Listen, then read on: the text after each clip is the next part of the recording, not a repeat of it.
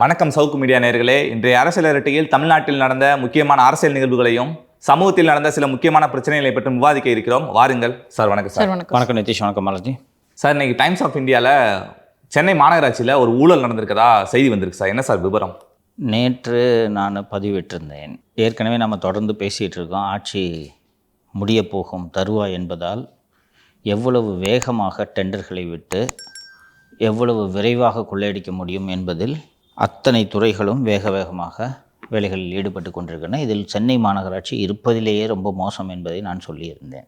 ஏற்கனவே ஒரு முறை நம்ம இந்த சாலை போடுற கான்ட்ராக்ட் சம்மந்தமாக ஒரு டெண்டர் பற்றி பேசியிருந்தோம். அந்த ஊழல் என்னென்னா, டெண்டர் என்றால் ஒரு ஓப்பனாக ஆன்லைனில் டெண்டரை பப்ளிஷ் பண்ணி யார் யாருக்கெல்லாம் தகுதி இருக்குதோ இதுக்குன்னு பதிவு பெற்ற ஒப்பந்ததாரர்கள் இருப்பார்கள். யார் யாரெல்லாம் பதிவு செஞ்சுருக்காங்களோ அவங்கெல்லாம் அப்ளை பண்ணணும். அதில் இருக்கிறதுலே கம்மி விலைக்கு யார் கோட் பண்ணியிருக்காங்களோ அவங்களுக்கு கொடுப்பாங்க. இதுதான் டெண்டர் நடைமுறை. இது போல் அத்தனை பேரும் அப்ளை பண்ணாங்கன்னா உண்மையிலேயே கம்மி விலைக்கு கொடுக்குறவனுக்கு கொடுக்க வேண்டும் என்பதால் இவர்கள் தேர்ந்தெடுக்கக்கூடிய ஒரு 4 பேர் தான் அப்ளை பண்ணணுன்ற மாதிரி டெண்டரை ரெஸ்ட்ரிக்ட் பண்ணுறதுக்கான வேலையை மாநகராட்சி தொடர்ந்து செய்து கொண்டிருக்கிறது. இதே போல் நம்ம கடந்த முறை எதை எக்ஸ்போஸ் பண்ணோம்னா, சாலை போடும் கான்ட்ராக்டை எடுக்கக்கூடிய ஒரு கான்ட்ராக்டர் பொல்யூஷன் கண்ட்ரோல் போர்டு சர்டிஃபிகேட்டை இணைக்கணும். யார் இணைக்க வேண்டும் என்று கேட்டால் யாருக்கு அந்த டெண்டர் கொடுக்கப்படுகிறதோ அவர்கள் பொல்யூஷன் கண்ட்ரோல் சர்டிஃபிகேட்டை கொடுத்து அதுக்கப்புறம் வேலையை தொடங்கணும். சுற்றுச்சூழல் பாதுகாப்பு சான்று. போன முறை என்ன செஞ்சாங்கன்னா, யார் யாரெல்லாம் டெண்டருக்கு அப்ளை பண்ணுறாங்களோ அவர்கள் அத்தனை பேருமே சுற்றுச்சூழல் சான்று இணைக்க வேண்டும்னு சொன்னோன்னே என்னாச்சுன்னா, அதுவும் ஒரு 2 நாள் 3 நாள் டைம் கொடுத்துருப்பாங்க. இந்த 2 நாள் 3 நாளுக்குள்ளே சுற்றுச்சூழல் தடையின்மை சான்று வாங்க முடியாது. அப்போ ஏற்கனவே வாங்கி கையில் ஒருத்தன் ஒரு 3 பேர் ரெடியாக வச்சுருப்பான், அவன் மட்டும் அப்ளை பண்ணுவான். இதுதான் கடந்த முறை நடந்த ஊழல் நம்ம எக்ஸ்போஸ் பண்ணோம். அதை எதிர்த்து அவர்கள் நீதிமன்றம் சென்றார்கள். நாங்கள் சுற்றுச்சூழல் தடையின்மை சான்றுக்காக பொல்யூஷன் கண்ட்ரோல் போர்டு அப்ளை பண்ணால் நாங்கள் இன்ஸ்பெக்ஷன் பண்ணணும், 1 வாரம் ஆகுன்றாங்க. 1 வாரத்துக்குள்ளே டெண்டர் முடிஞ்சு போயிடும். திடீரென்று இந்த கண்டிஷன் இன்ட்ரடியூஸ் பண்ணியிருக்காங்க. நாங்கள் எப்படி தொழில் நடத்துறதுன்னு அவங்க போனாங்க. கடைசி வரைக்கும் அந்த டெண்டர் கிடைக்கவே இல்லை, முடிஞ்சு போச்சு. நீதிமன்றமும் டெண்டர் திறந்துட்டாங்க. சாலை போடுவது ரொம்ப அத்தியாவசியமான ஒரு பணி. இந்த நேரத்தில் போய் நீங்கள் கோர்ட்டு தடை விதிச்சாங்கன்னா சாலை எப்படி போடுவாங்க, பொதுமக்கள் சிரமப்படுவாங்க, நாங்கள் இதில் தலையிட விரும்பவில்லை என்று சொன்னதும் அது அப்படியே முடிஞ்சு போச்சு. நேற்று காலை சரியாக 9:45 மணிக்கு மாநகராட்சி ஒரு டெண்டரை ஓப்பன் பண்ணுறாங்க. கிட்டத்தட்ட 61 கோடிக்கான வேலை. மழைநீர் வடிகால் பணி. இந்த மழைநீர் வடிகால் என்னென்னா, இந்த சாலைக்கு கீழே மழைநீர் போகிறதுக்கு இது கண்ணுக்கு தெரியாது. உண்மையிலேயே வேலை செய்கிறார்களா இல்லையா என்பது யாருக்கும் தெரியாது. இந்த சென்னை மாநகராட்சியில் தோண்ட ஊழல் வந்து கொண்டே இருக்கிறது. அப்பட்டமாக பட்டப்பகலில் கொள்ளையடித்து கொண்டிருக்கிறார்கள். கடந்த ஆட்சி காலத்தில் திரு SP வேலுமணி அவர்கள் உள்ளாட்சித்துறையில் மிகப்பெரிய ஊழல் செய்தார் என்று வேலுமணி அவர்கள் செய்த ஊழலை பற்றி பேசித்தான் இந்த அரசு ஆட்சிக்கு வந்தது. வேலுமணி இவ்வளோ பண்ணிட்டாருன்னு சொன்னாங்க. ரைட்டு. வேலுமணி செஞ்சாரா இல்லையான்றதை நீங்கள் விசாரித்து கண்டுபிடிச்சுங்க. நீங்கள் ஒழுங்காக உள்ளாட்சித்துறை வேலைகளை செய்கிறீர்களா என்றால் இது போல ஒரு வெளிப்படையான பகல் கொள்ளையை எங்குமே பார்த்துருக்க முடியாது. நேற்று காலையில் 9:45. நார்மலாக ஒரு டெண்டருக்கு எத்தனை நாள் டைம் கொடுப்பாங்கப்பா? ஒரு வாரம் சார். 15 நாள். குறைந்தபட்ச டைமு 15 நாள். இன்றைக்கி 1ஆம் தேதி ஒரு டெண்டர் திறக்கிறாங்கன்னா டெண்டர் சமர்ப்பிப்பதற்கான கடைசி தேதின்னு 15 நாட்கள் கொடுப்பார்கள். ஏன்னா அந்த பேங்க்கில் டிடி எடுத்து கொடுக்கணும், இது அதுன்னு வேரியஸ் ப்ராசஸஸ் இருக்குது. அதனால் ஒரு 15 நாள் டைம் கொடுப்பாங்க. நேற்று மழைநீர் வடிகால் பணிகளுக்காக 61 கோடிக்கு வெளியிடப்பட்டிருந்த அந்த டெண்டர் காலை 9:45 வெளியிடப்பட்டது. கடைசி தேதி இன்று மதியம் 3 மணி. எல்லா வேலையும் யாரோ ஒருத்தர் ரெடியாக வச்சுருந்தா மட்டும்தான் இது மாதிரி பண்ண முடியும். அதில் புதிதாக ஒரு கண்டிஷனை அறிமுகப்படுத்தியிருந்தாங்க. அந்த புதிதான கண்டிஷன் என்னென்னா, சென்னை மாநகராட்சியின் செயற்பொறியாளர் எக்ஸிக்யூட்டிவ் இன்ஜினியரு சைட்டை விசிட் பண்ணி சைட் விசிட் சர்டிஃபிகேட் ஒன்று கொடுத்து அந்த சைட் விசிட் சர்டிஃபிகேட்டை டெண்டரோடு இணைக்கணும்னு போட்டுட்டாங்க. சைட் விசிட் சர்டிஃபிகேட் எதுக்குன்னு கேட்டால், இப்போ நீ தான் டெண்டர் அப்ளை பண்ணுறேன்னா அந்த இன்ஜினியர் பார்ப்பார், உண்மையிலே இவன் மிக்சிங் மிஷின்லாம் வச்சுருக்காங்களா, கம்பெனியை நடத்துகிறாங்களா, இல்லை டுபாகூரா வெறும் லெட்டர் பேட் கம்பெனி வச்சுருக்கிறானான்றதை அவர் பார்த்துட்டு, நான் சைட்டை விசிட் பண்ணிட்டேன், எல்லாம் கரெக்டாக வச்சுருக்கிறான், அப்ளை பண்ணுறதுக்கு இந்த நிறுவனம் தகுதியான நிறுவனம் என்று அவர் ஒரு சான்றிதழை கொடுப்பார். அரசு அதிகாரிகளே, அதுவும் செயற்பொறியாளர் போன்ற ஒரு உயர் பதவியில் இருக்கக்கூடியவர்களை வரவழைத்து உங்கள் சைட்டை பார்த்து அவர் ஒரு சர்டிஃபிகேட்டை கொடுக்குறது அத்தனை எளிதா? ஸோ நேற்று காலையில் 9:45 சைட்டு விசிட் சர்டிஃபிகேட் அட்டாச் பண்ணுங்கன்னு சொல்லி இன்றைக்கி மதியம் 3 மணிக்குள்ளே நீங்கள் இதை கொடுக்கணும்னு சொன்னால் எத்தனை பேரால் இது கொடுக்க முடியும்? சரி என்று நான் ஒரு ஒப்பந்ததாரரிடம் பேசினேன். சார் இது என்ன சார் போய் கேட்டால் கொடுத்துருவாங்களா அப்படின்ட்டு. சார் எல்லாம் பர்ஃபெக்டாக வச்சு 3 மணிக்கு தானே டெண்டர் முடியுது. காலையில் 10 மணிக்கே அவரை நான் கஷ்டப்பட்டு போய் கூப்பிட்றதுக்காக, சார் வாங்க சார் பார்த்துட்டு எனக்கு சர்டிஃபிகேட் கொடுங்கன்னு கேட்டாலும் அவர்கள் என்ன சொல்வார்கள் என்றால், உங்களுக்கு தெரியாதாங்க, என்னங்க புதுசாக கேட்குறீங்க, மினிஸ்டர் ஆஃபீஸ்க்கு போங்க, அவர் சொல்கிறாரு, யாருக்கு சொல்கிறாரோ அவங்களுக்கு மட்டும்தான் நாங்கள் சைட் விசிட் சர்டிஃபிகேட்டே கொடுப்போம் என்று சொல்கிறார்கள். ஸோ நேற்று நான் இந்த தகவல் எனக்கு கிடைச்சதும் அந்த டெண்டர் 9:45 டெண்டர் வெளியிடப்பட்டது. அந்த சைட் விசிட் சர்டிஃபிகேட்ன்ற கண்டிஷன் இது எல்லாவற்றையும் எக்ஸ் தளத்தில் பதிவிட்டிருந்தேன். அதை பதிவிட்டவுடன் இன்று காலை டைம்ஸ் ஆஃப் இந்தியாவில் செய்தி வந்திருக்குது. 24 hours டைம் கொடுத்து மாநகராட்சி வெளியிட்ட டெண்டர் அப்படின்னு போட்டுட்டு உடனடியாக அந்த விதியை தளர்த்தி விட்டார்கள், வாபஸ் வாங்கி விட்டார்கள் அப்படின்னு இன்றைக்கி செய்தி வந்திருக்கு. நான் இந்த சமூக வலைத்தளங்களில் போட்ட உடனே 15 நாள் இன்றைக்கி கண்டிஷன் ஆகஸ்ட் 15 வரை இந்த கண்டிஷனை எக்ஸ்டெண்ட் பண்ணிட்டாங்க. ஒட்டு மொத்தமாக ஒரு சேகர் பாபு மற்றும் KN நேருவுக்கு நெருக்கமான அல்லது தெரிந்த 10 நிறுவனங்கள் தான் கடந்த 4.5 ஆண்டுகளாக சென்னை மாநகராட்சியில் வேலைகளை செய்து கொண்டிருக்கின்றன. ஆர் ராமாராவ், துர்வாசுலு, இந்த ராமாராவ் என்பவர் தான் இந்த கட்டுமான நிறுவனங்களோட அசோசியேஷன் தலைவர். அவர் Ramarao, Durvasulu, RVS construction, Menaka & co, Thomas Ayyadurai infrastructure, KSM construction, Mars construction, Balaji enterprises ஆகிய இந்த 8 நிறுவனங்கள் தான் சோடி போட்டுக்கொண்டு இந்த வேலைகளை, சாலை பணியாக இருக்கட்டும், வடிகால் பணியாக இருக்கட்டும், எந்த விதமான கட்டுமான பணியாக இருக்கட்டும், இவர்கள் மட்டும்தான் இந்த ஒப்பந்த பணிகளை மாநகராட்சியிலிருந்து எடுக்க முடியும். இது அத்தனையும் இந்த மாநகராட்சி மேயர் திருமதி பிரியா, மாநகராட்சி ஆணையர் திரு குமரகுருபரன் இவர்கள் அத்தனை பேருக்குமே தெரிந்தே இந்த பகல் கொள்ளை நடந்து கொண்டிருக்கிறது. கூடுதலாக இன்னொரு விஷயம் என்னவென்று கேட்டீர்கள் என்றால், சென்னை மாநகராட்சி கிட்ட இந்த பணிகளுக்கெல்லாம் பணத்தை தர்றதுக்கு மாநகராட்சி கிட்ட பணமே இல்லை. அதில் ஒரு கொள்ளை நடந்து கொண்டு இருக்கிறது. இது ஒரு தனி கொள்ளை. இப்போ வழக்கமாக ஒப்பந்தம் வேலைகள் எல்லாம் எப்படி நடக்கும்னு கேட்டிங்கன்னா, ஒரு கான்ட்ராக்டர் வேலை செய்வார். வேலை செஞ்சோன்னா அவருக்கு 50 லட்ச ரூபா பில்லுன்னா அந்த 50 லட்ச ரூபாய்க்கான பில்லை மாநகராட்சியில் சமர்ப்பிப்பார். மாநகராட்சி அவருக்கு பில்லை கிளியர் பண்ணி செக்கை அந்த நிறுவனத்தின் பேரில் செக்கை அளிக்கும். இப்போது ஒரு சில ஆண்டுகளாக என்ன மாதிரியான புதிய முறை, பேமெண்ட்டுக்கு என்ன மாதிரியான முறை வந்திருக்கிறது என்று கேட்டால், இது ரிசர்வ் வங்கி ஒப்புதல் அளித்து செயல்படக்கூடிய ஒரு முறை. இந்த மாநகராட்சி ஒரு 2 கோடி ரூபாய் ஒருத்தருக்கு தரணும்னு வச்சுக்கோங்களேன். மாநகராட்சியில் உடனே தர முடியலன்றதுனால இந்த மாநகராட்சி தர வேண்டிய பணத்தை ஒரு நிதி நிறுவனம் தரும். RXIL, receivable exchange of India limited என்று ஒரு நிறுவனம் தனியார் நிறுவனம் உருவாக்கப்பட்டிருக்கிறது. இந்த நிறுவனத்தை 2 நிறுவனங்கள் சேர்ந்து உருவாக்கிய நிறுவனம். ஒன்று SIDBI, small industries development bank of India என்று ஒரு நிறுவனம். இன்னொரு நிறுவனம் NSE இருக்கு இல்லையா, நேஷனல் ஸ்டாக்ஸ் எக்ஸ்சேஞ்சு, தேசிய பங்குச்சந்தை. இவர்கள் இருவரும் இணைந்து ஒரு பிளாட்ஃபார்மை வச்சுருக்காங்க. இந்த பிளாட்ஃபார்மில் கார்ப்பரேஷன் போய் ஜாயின் பண்ணிடணும். கார்ப்பரேஷன் பையரு, இந்த கான்ட்ராக்டர்களும் போய் ஜாயின் பண்ணணும். இவங்க செல்லரு. இவங்க இந்த கார்ப்பரேஷன் நீங்கள் 1 கோடி ரூபாய்க்கு வேலை செஞ்சு முடித்தோடனே 1 கோடி ரூபாய்க்கான வவுச்சரை கார்ப்பரேஷன் உங்களுக்கு கொடுத்தணும். இந்த வவுச்சரை நீங்கள் இந்த RXILன்ற இந்த எக்ஸ்சேஞ்சில் போய் அப்லோடு பண்ணிங்கன்னா 1 கோடி ரூபாய்க்கு 1.25 ரூபா இன்ட்ரெஸ்ட்டு.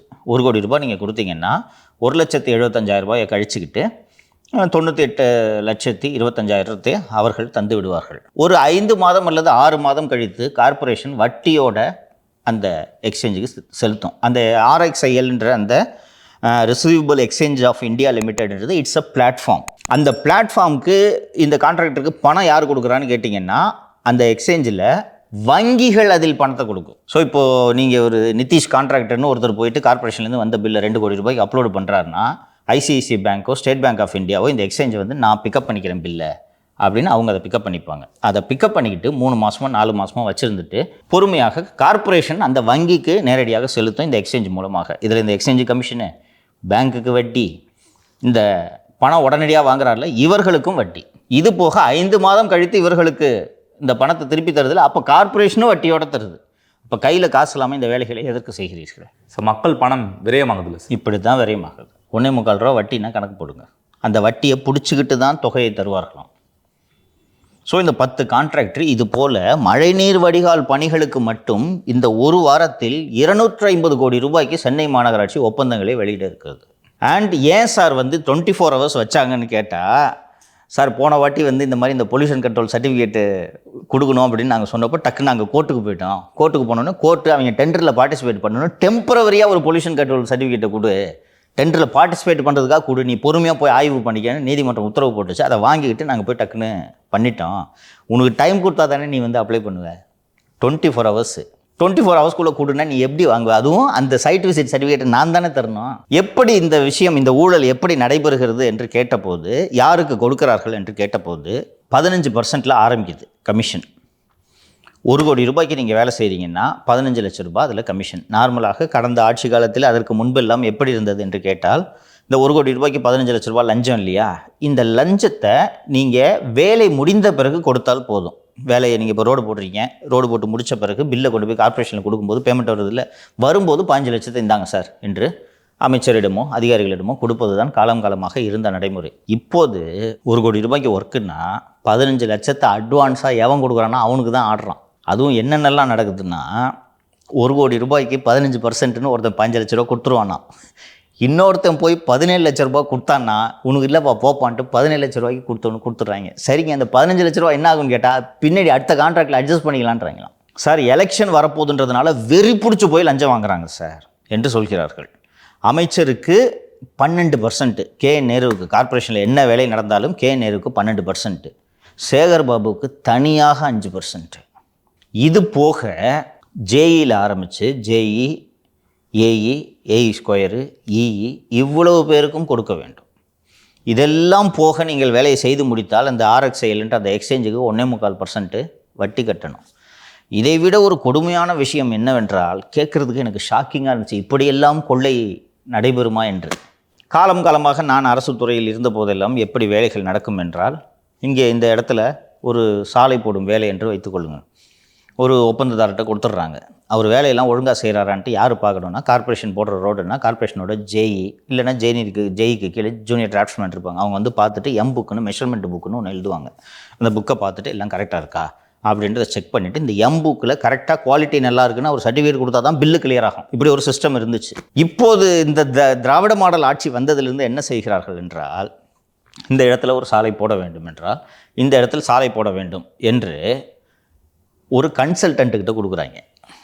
அந்த கன்சல்டன்ட்டு இந்த இடத்துல சாலை போடுறதுக்கு இவ்வளோ ஆகுங்கன்னு சொல்லிவிட்டு அவர் ஒரு பட்ஜெட்டை கொடுப்பார். 3 கோடி ரூபாய் பட்ஜெட்டு கொடுத்த உடனே இவங்க டெண்டரை விட்டு, நம்ம ஏற்கனவே இந்த போலீஸ் ஸ்டேஷன் கட்டுறது மேட்டரில் பார்த்தோம், இது மாதிரி இவங்க டெண்டரை விட்டு அந்த ஒரு நிதிஷ் அன்கோன்னு ஒரு நிறுவனத்துக்கு கொடுத்துட்டாங்கன்னா, நிதிஷ் ஒழுங்காக வேலை செஞ்சாரா இல்லையா, தரம் சரியாக இருக்கிறதா இல்லையா, சொன்னபடி போட்டாரா இல்லையா என்பதை கண்காணிக்கும் வேலையும் அந்த கன்சல்டன்ட்டோட வேலையும். இப்போ தனியார் நிறுவனத்துக்கிட்ட இந்த தரஸ் பரிசோதனை வேலையை கொடுத்தா அவன் எப்படி சரியாக பார்ப்பான்? என்ன பொறுப்பு இருக்குது அவனுக்கு? இந்த ப்ராஜெக்ட் முடிஞ்சோன்னா சார் எல்லாம் கரெக்டாக இருக்குது சார்னு சொல்லிட்டு அவன் பேமெண்ட் வாங்கிட்டு அவன் போயிடுவான். அப்படி தரமற்றதாக இந்த வேலை இருக்க வேண்டும் என்று இவர்கள் விரும்புகிறார்கள் என்று இந்த கான்ட்ராக்டர்கள் சொல்கிறாங்க. என்னென்னா, அப்போ தான் சார் அடுத்த வாட்டி திருப்பி போட முடியும். இப்போது ரோடு போட்டு இது நல்லா இருக்குன்னு 5 வருஷத்துக்கு ரோடு இருந்துச்சுன்னா அடுத்த வருஷம் எப்படி சார் ரோடு போடுறது? இதே ரோட்டை 6 மாதத்துக்கு ஒரு வாட்டி போடுறதுக்கு என்ன வழி என்றால் தரமற்ற சாலைகளாக போட வேண்டும். இப்படி ஒரு பகல் கொள்ளை சென்னை மாநகராட்சியில் சேகர்பாபுவும் KN நேருவும் சேர்ந்து அடிச்ச இது போன்ற கொள்ளையை எங்குமே பார்க்க முடியாது. இது எங்கே போய் முடியுதுன்னு கேட்டிங்கன்னா, சொத்து வரி, தொழில் வரி, வீட்டு வரி என்று நம்மக்கிட்ட வாங்குறாங்கல்ல, இந்த எல்லாம் வாங்கி இதில் இந்த மதுரை கார்ப்பரேஷன் ஒரு கொள்ளை அடிச்சாங்க, இதெல்லாம் வாங்கி நம்ம தலையில் தான் இது விடியும். ரோடு போடுறதுல ஊழல்னு போயிட முடியாது. கடன் வாங்கி கொள்ளையடிக்கிற கார்ப்பரேஷன் தானே சென்னை கார்ப்பரேஷனு. இது போல் இந்த கன்சல்டன்ட் விடுறாங்க இல்லையா, இதில் இன்னொரு தமாஷ் பாருங்கள். இந்த சேகர் பாபுக்கும் நேருக்கும் கொள்ளையடிக்கிறதுல அவசரம். ஸோ இந்த மழைநீர் வடிகால் வேலைகளை செய்கிறதுக்கு டெண்டர் விடுறீங்க, அது கன்சல்டன்ட் மூலமாக விடணும், ரைட்டா? இப்போது ஃபஸ்ட்டு உங்களுடைய லாஜிக் படியே வச்சுக்கிட்டா கூட கன்சல்டண்ட்டை கேட்டு அப்போ எத்தனை மழைநீர் வடிகால் சரி பண்ணணும் கட்டணுன்றதை நீங்கள் ஒரு எஸ்டிமேட் கொடுங்கன்னு கன்சல்டண்ட்டை நியமித்து அவங்க வந்து சார் இவ்வளோ ஆகும்னு சொல்லிட்டு சொல்லுவாங்க இல்லையா. அதுக்கு டைம் இல்லை. ஸோ என்ன பண்ணுறாங்க, முதல்ல டெண்டரை விட்டு ஆளுக்கு கான்ட்ராக்டை கொடுத்துட்றாங்க.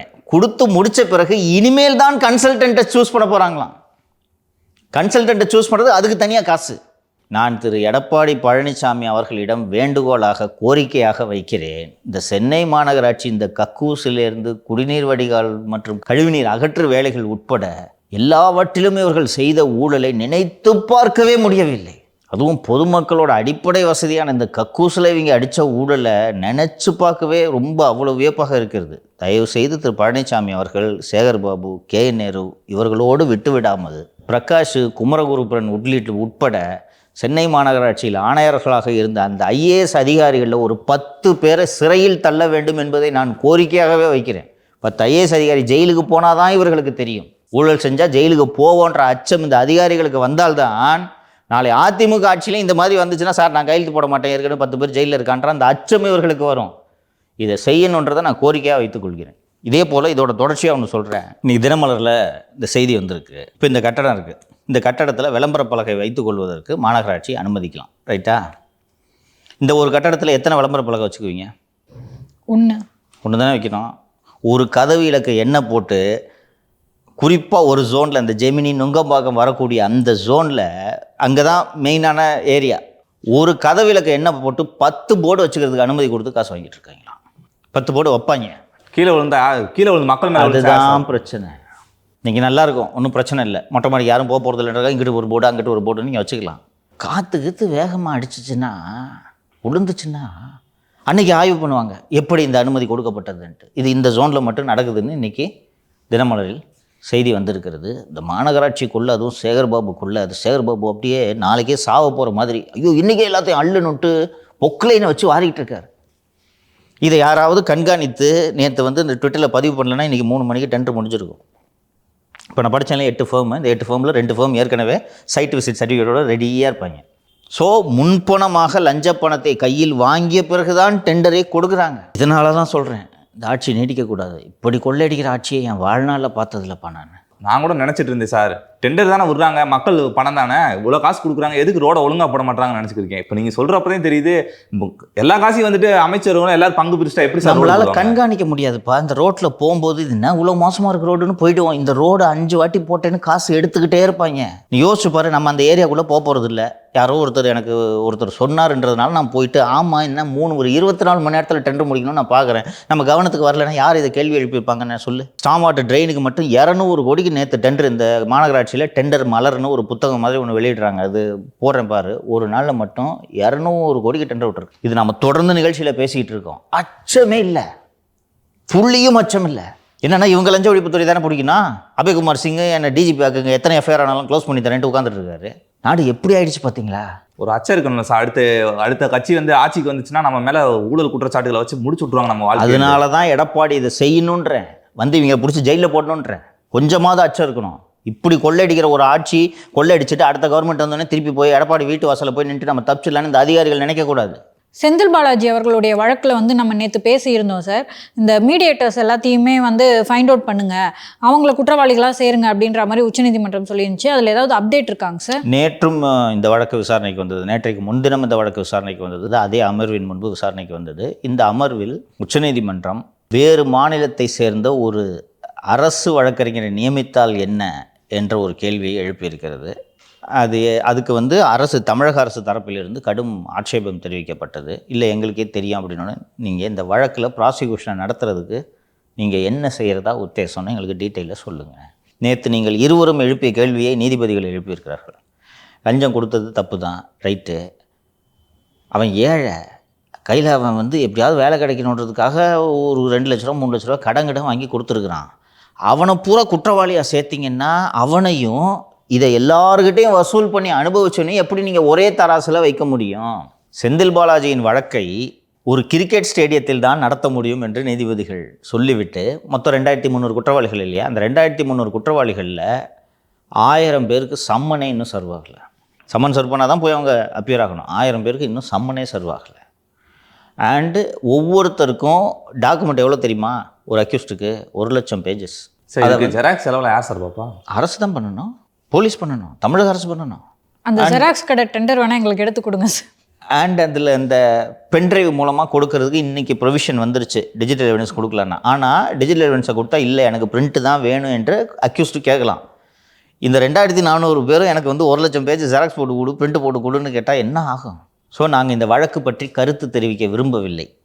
மொத்தம் எத்தனை பேர் அக்யூஸ்டுன்ற லிஸ்ட்டை எங்களுக்கு கொடுங்க அப்படின்னு கோர்ட்டு கேட்டுருச்சு. 11/8/2025 அன்று வழக்கு தள்ளி வைக்கப்பட்டிருக்கு.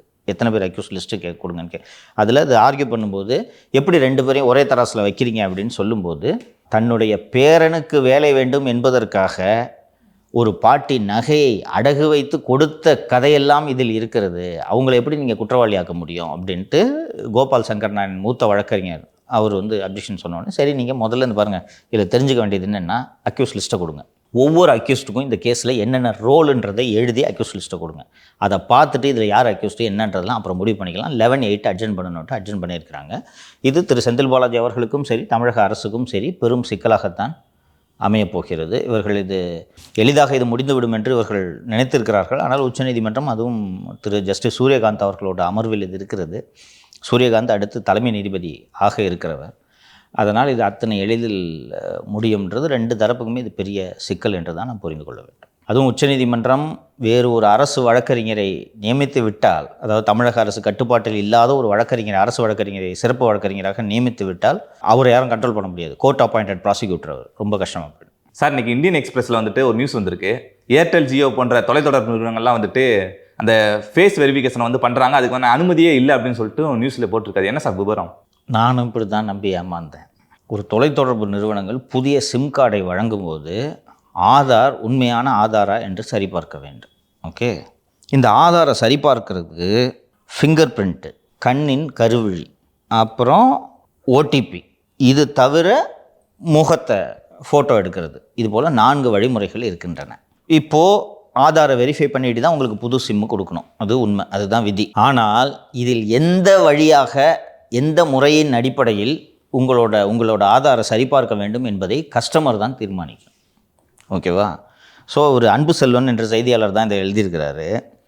ஸோ இவர் வந்து ஏர்டெல், ஜியோ இது போன்ற இந்த 2 நிறுவனங்களோட பல ஷோரூமுக்கு போய் எனக்கு இந்த மாதிரி டூப்ளிகேட் சிம்மு வேணுங்கன்னு கேட்டால், நில்லுங்க சார் ஃபோட்டோ எடுக்கிறேன்ட்டு எடுத்துருக்குறாங்க. இல்லைங்க இது வேறு இதெல்லாம் வழி இருக்கே, நீங்கள் ஃபிங்கர் பிரிண்ட்லாம் எடுக்கலாம், அதெல்லாம் சில போய் நில்லுங்க என்றிருக்கிறார்கள். கண்ணை சிமிட்டு கண்ணை சிமிட்டு அதெல்லாம் பண்ணியிருக்கிறாங்க.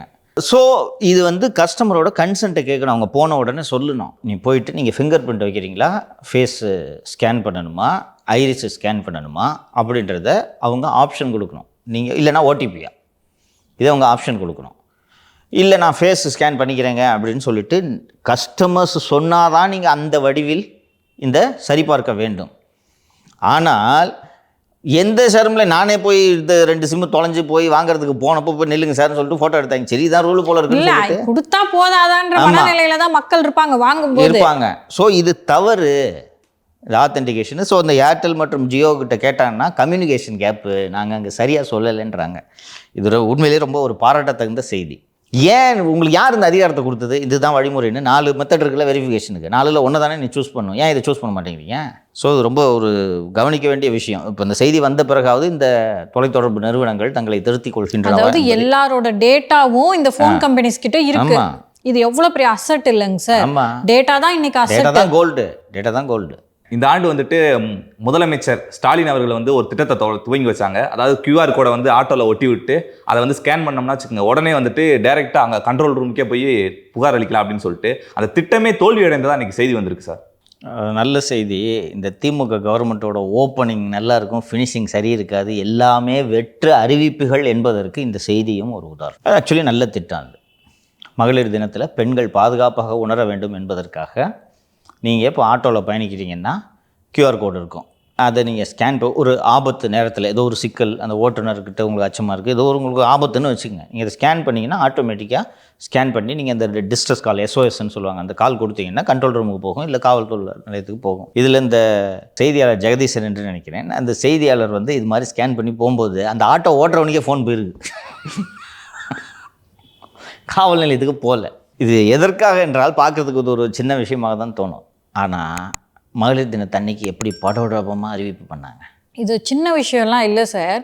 ஒரு பெண்ணாக வந்து இன்றைக்கி நம்ம வேலைக்கு போகிறோம், படிக்க போகிறோம் அப்படின்னா ஃபேமிலி நம்பி வெளியே அனுப்பும்போது இப்படியான ஒரு பாதுகாப்பு சிஸ்டம்லாம் இருந்ததுன்னா நம்பிக்கையாக இருப்பாங்க. அதுக்கு தானே இப்படியான ஒரு ஸ்கீமே கொண்டு வரப்படுது. சார் டிரைவரே தப்பு பண்ண யார்கிட்ட சார் கால் பண்ணி சொல்லுவோம்? டிரைவருக்கு பற்றி கம்ப்ளைண்ட் பண்ணுறதுக்காக தான் இது. தப்பாக டிரைவருக்கே கால் போகுது. டிரைவரை பற்றி கம்ப்ளைண்ட் பண்ணுறதுக்கு தான். டிரைவர் இப்போ ஒரு ஏடா கூடமா ஏதோ தவறு செய்கிறாருன்னு என்று வைத்துக்கொள்வோமே, அவரை பற்றி கம்ப்ளைண்ட் கொடுக்கறதுக்காக தான் அது. இப்படி பண்ணார், ஒரு மிஸ்பிஹேவ் பண்ணார், தப்பாக நடந்துக்கிறாரு அப்படின்றது தான். டிரைவருக்கே ஃபோன் போச்சுன்னா எந்த லட்சத்தை சிஸ்டம் வச்சுருக்காங்க தெரியுதா? இது எல்லாமே பெரும்பாலான அறிவிப்புகள் இப்படித்தான். அனௌன்ஸ்மெண்ட்டு பார்த்தா பிரமாதமாக இருக்கும். உங்கள் வீடு உங்கள் முதல்வர் வீட்டுக்கே வருவார போல இருக்குது அப்படின்னு நம்ம நினச்சிக்கிட்டு உட்காந்துருப்போம். ஒருத்தர் வர மாட்டாங்க. இது மக்கள் தெரிந்து கொள்ள வேண்டும். ஏன்னா நான் ஏற்கனவே பல முறை நான் சொல்லியிருக்கிறேன், அதிமுக செய்த வேலைகளுக்கு விளம்பரம் தேடிக்கொள்ளாது. விளம்பரம் தேடிக்கொள்ளாமல் கோட்டை விட்டு தானே அவர்கள் வந்து இன்றைக்கி தான் பல விஷயங்களையே நாங்கள் இந்த அன்றைக்கே செஞ்சுருக்கோம்ப்பான்னு இப்போ சொல்கிறாங்க. ஆனால் திமுக வெறும் விளம்பரங்களால் கட்டமைக்கப்பட்டது, வெறும் வார்த்தை ஜாலங்களால் கட்டமைக்கப்பட்டது தானே இந்த திராவிட இயக்கமே. அப்படின்ட்டு நல்ல இந்த அடுக்கு மொழியில் பேசி தானே மக்களை கவர்ந்து இன்றைக்கி 75 ஆண்டு காலமாக இன்றைக்கி வளர்ந்து இப்படி ஒரு குடும்பத்துக்கு கீழே கொத்தடிமையாக இருக்கிறார்கள். அதனால் பார்த்தீங்கன்னா இதெல்லாம் நம்ம தொடர்ந்து எவ்வளோ விஷயங்களை எக்ஸ்போஸ் பண்ணிகிட்டு இருக்கோன்றது தெரியும். இது ஒரு சின்ன விஷயம், ஒரு SOS நல்ல விஷயம். அது பெண்களுக்கு நீங்கள் சொல்கிறது போல் பெண்கள் பாதுகாப்பாக உணரணுன்றதுக்காக தான் இருக்காங்க. பாதி ஆட்டோவில் இல்லை இந்த ஸ்டிக்கரே. மேண்டேட்ரின்னு போடணும் இல்லை, நீங்கள் ஆட்டோக்கு எஃப்சிக்கு வருதுன்னா QR கோடு கரெக்டாக இருக்கணும் அப்படின்றது நீ ஒரு மேண்டேட்ரின்னு பண்ணிங்கன்னா பண்ணுவாங்க.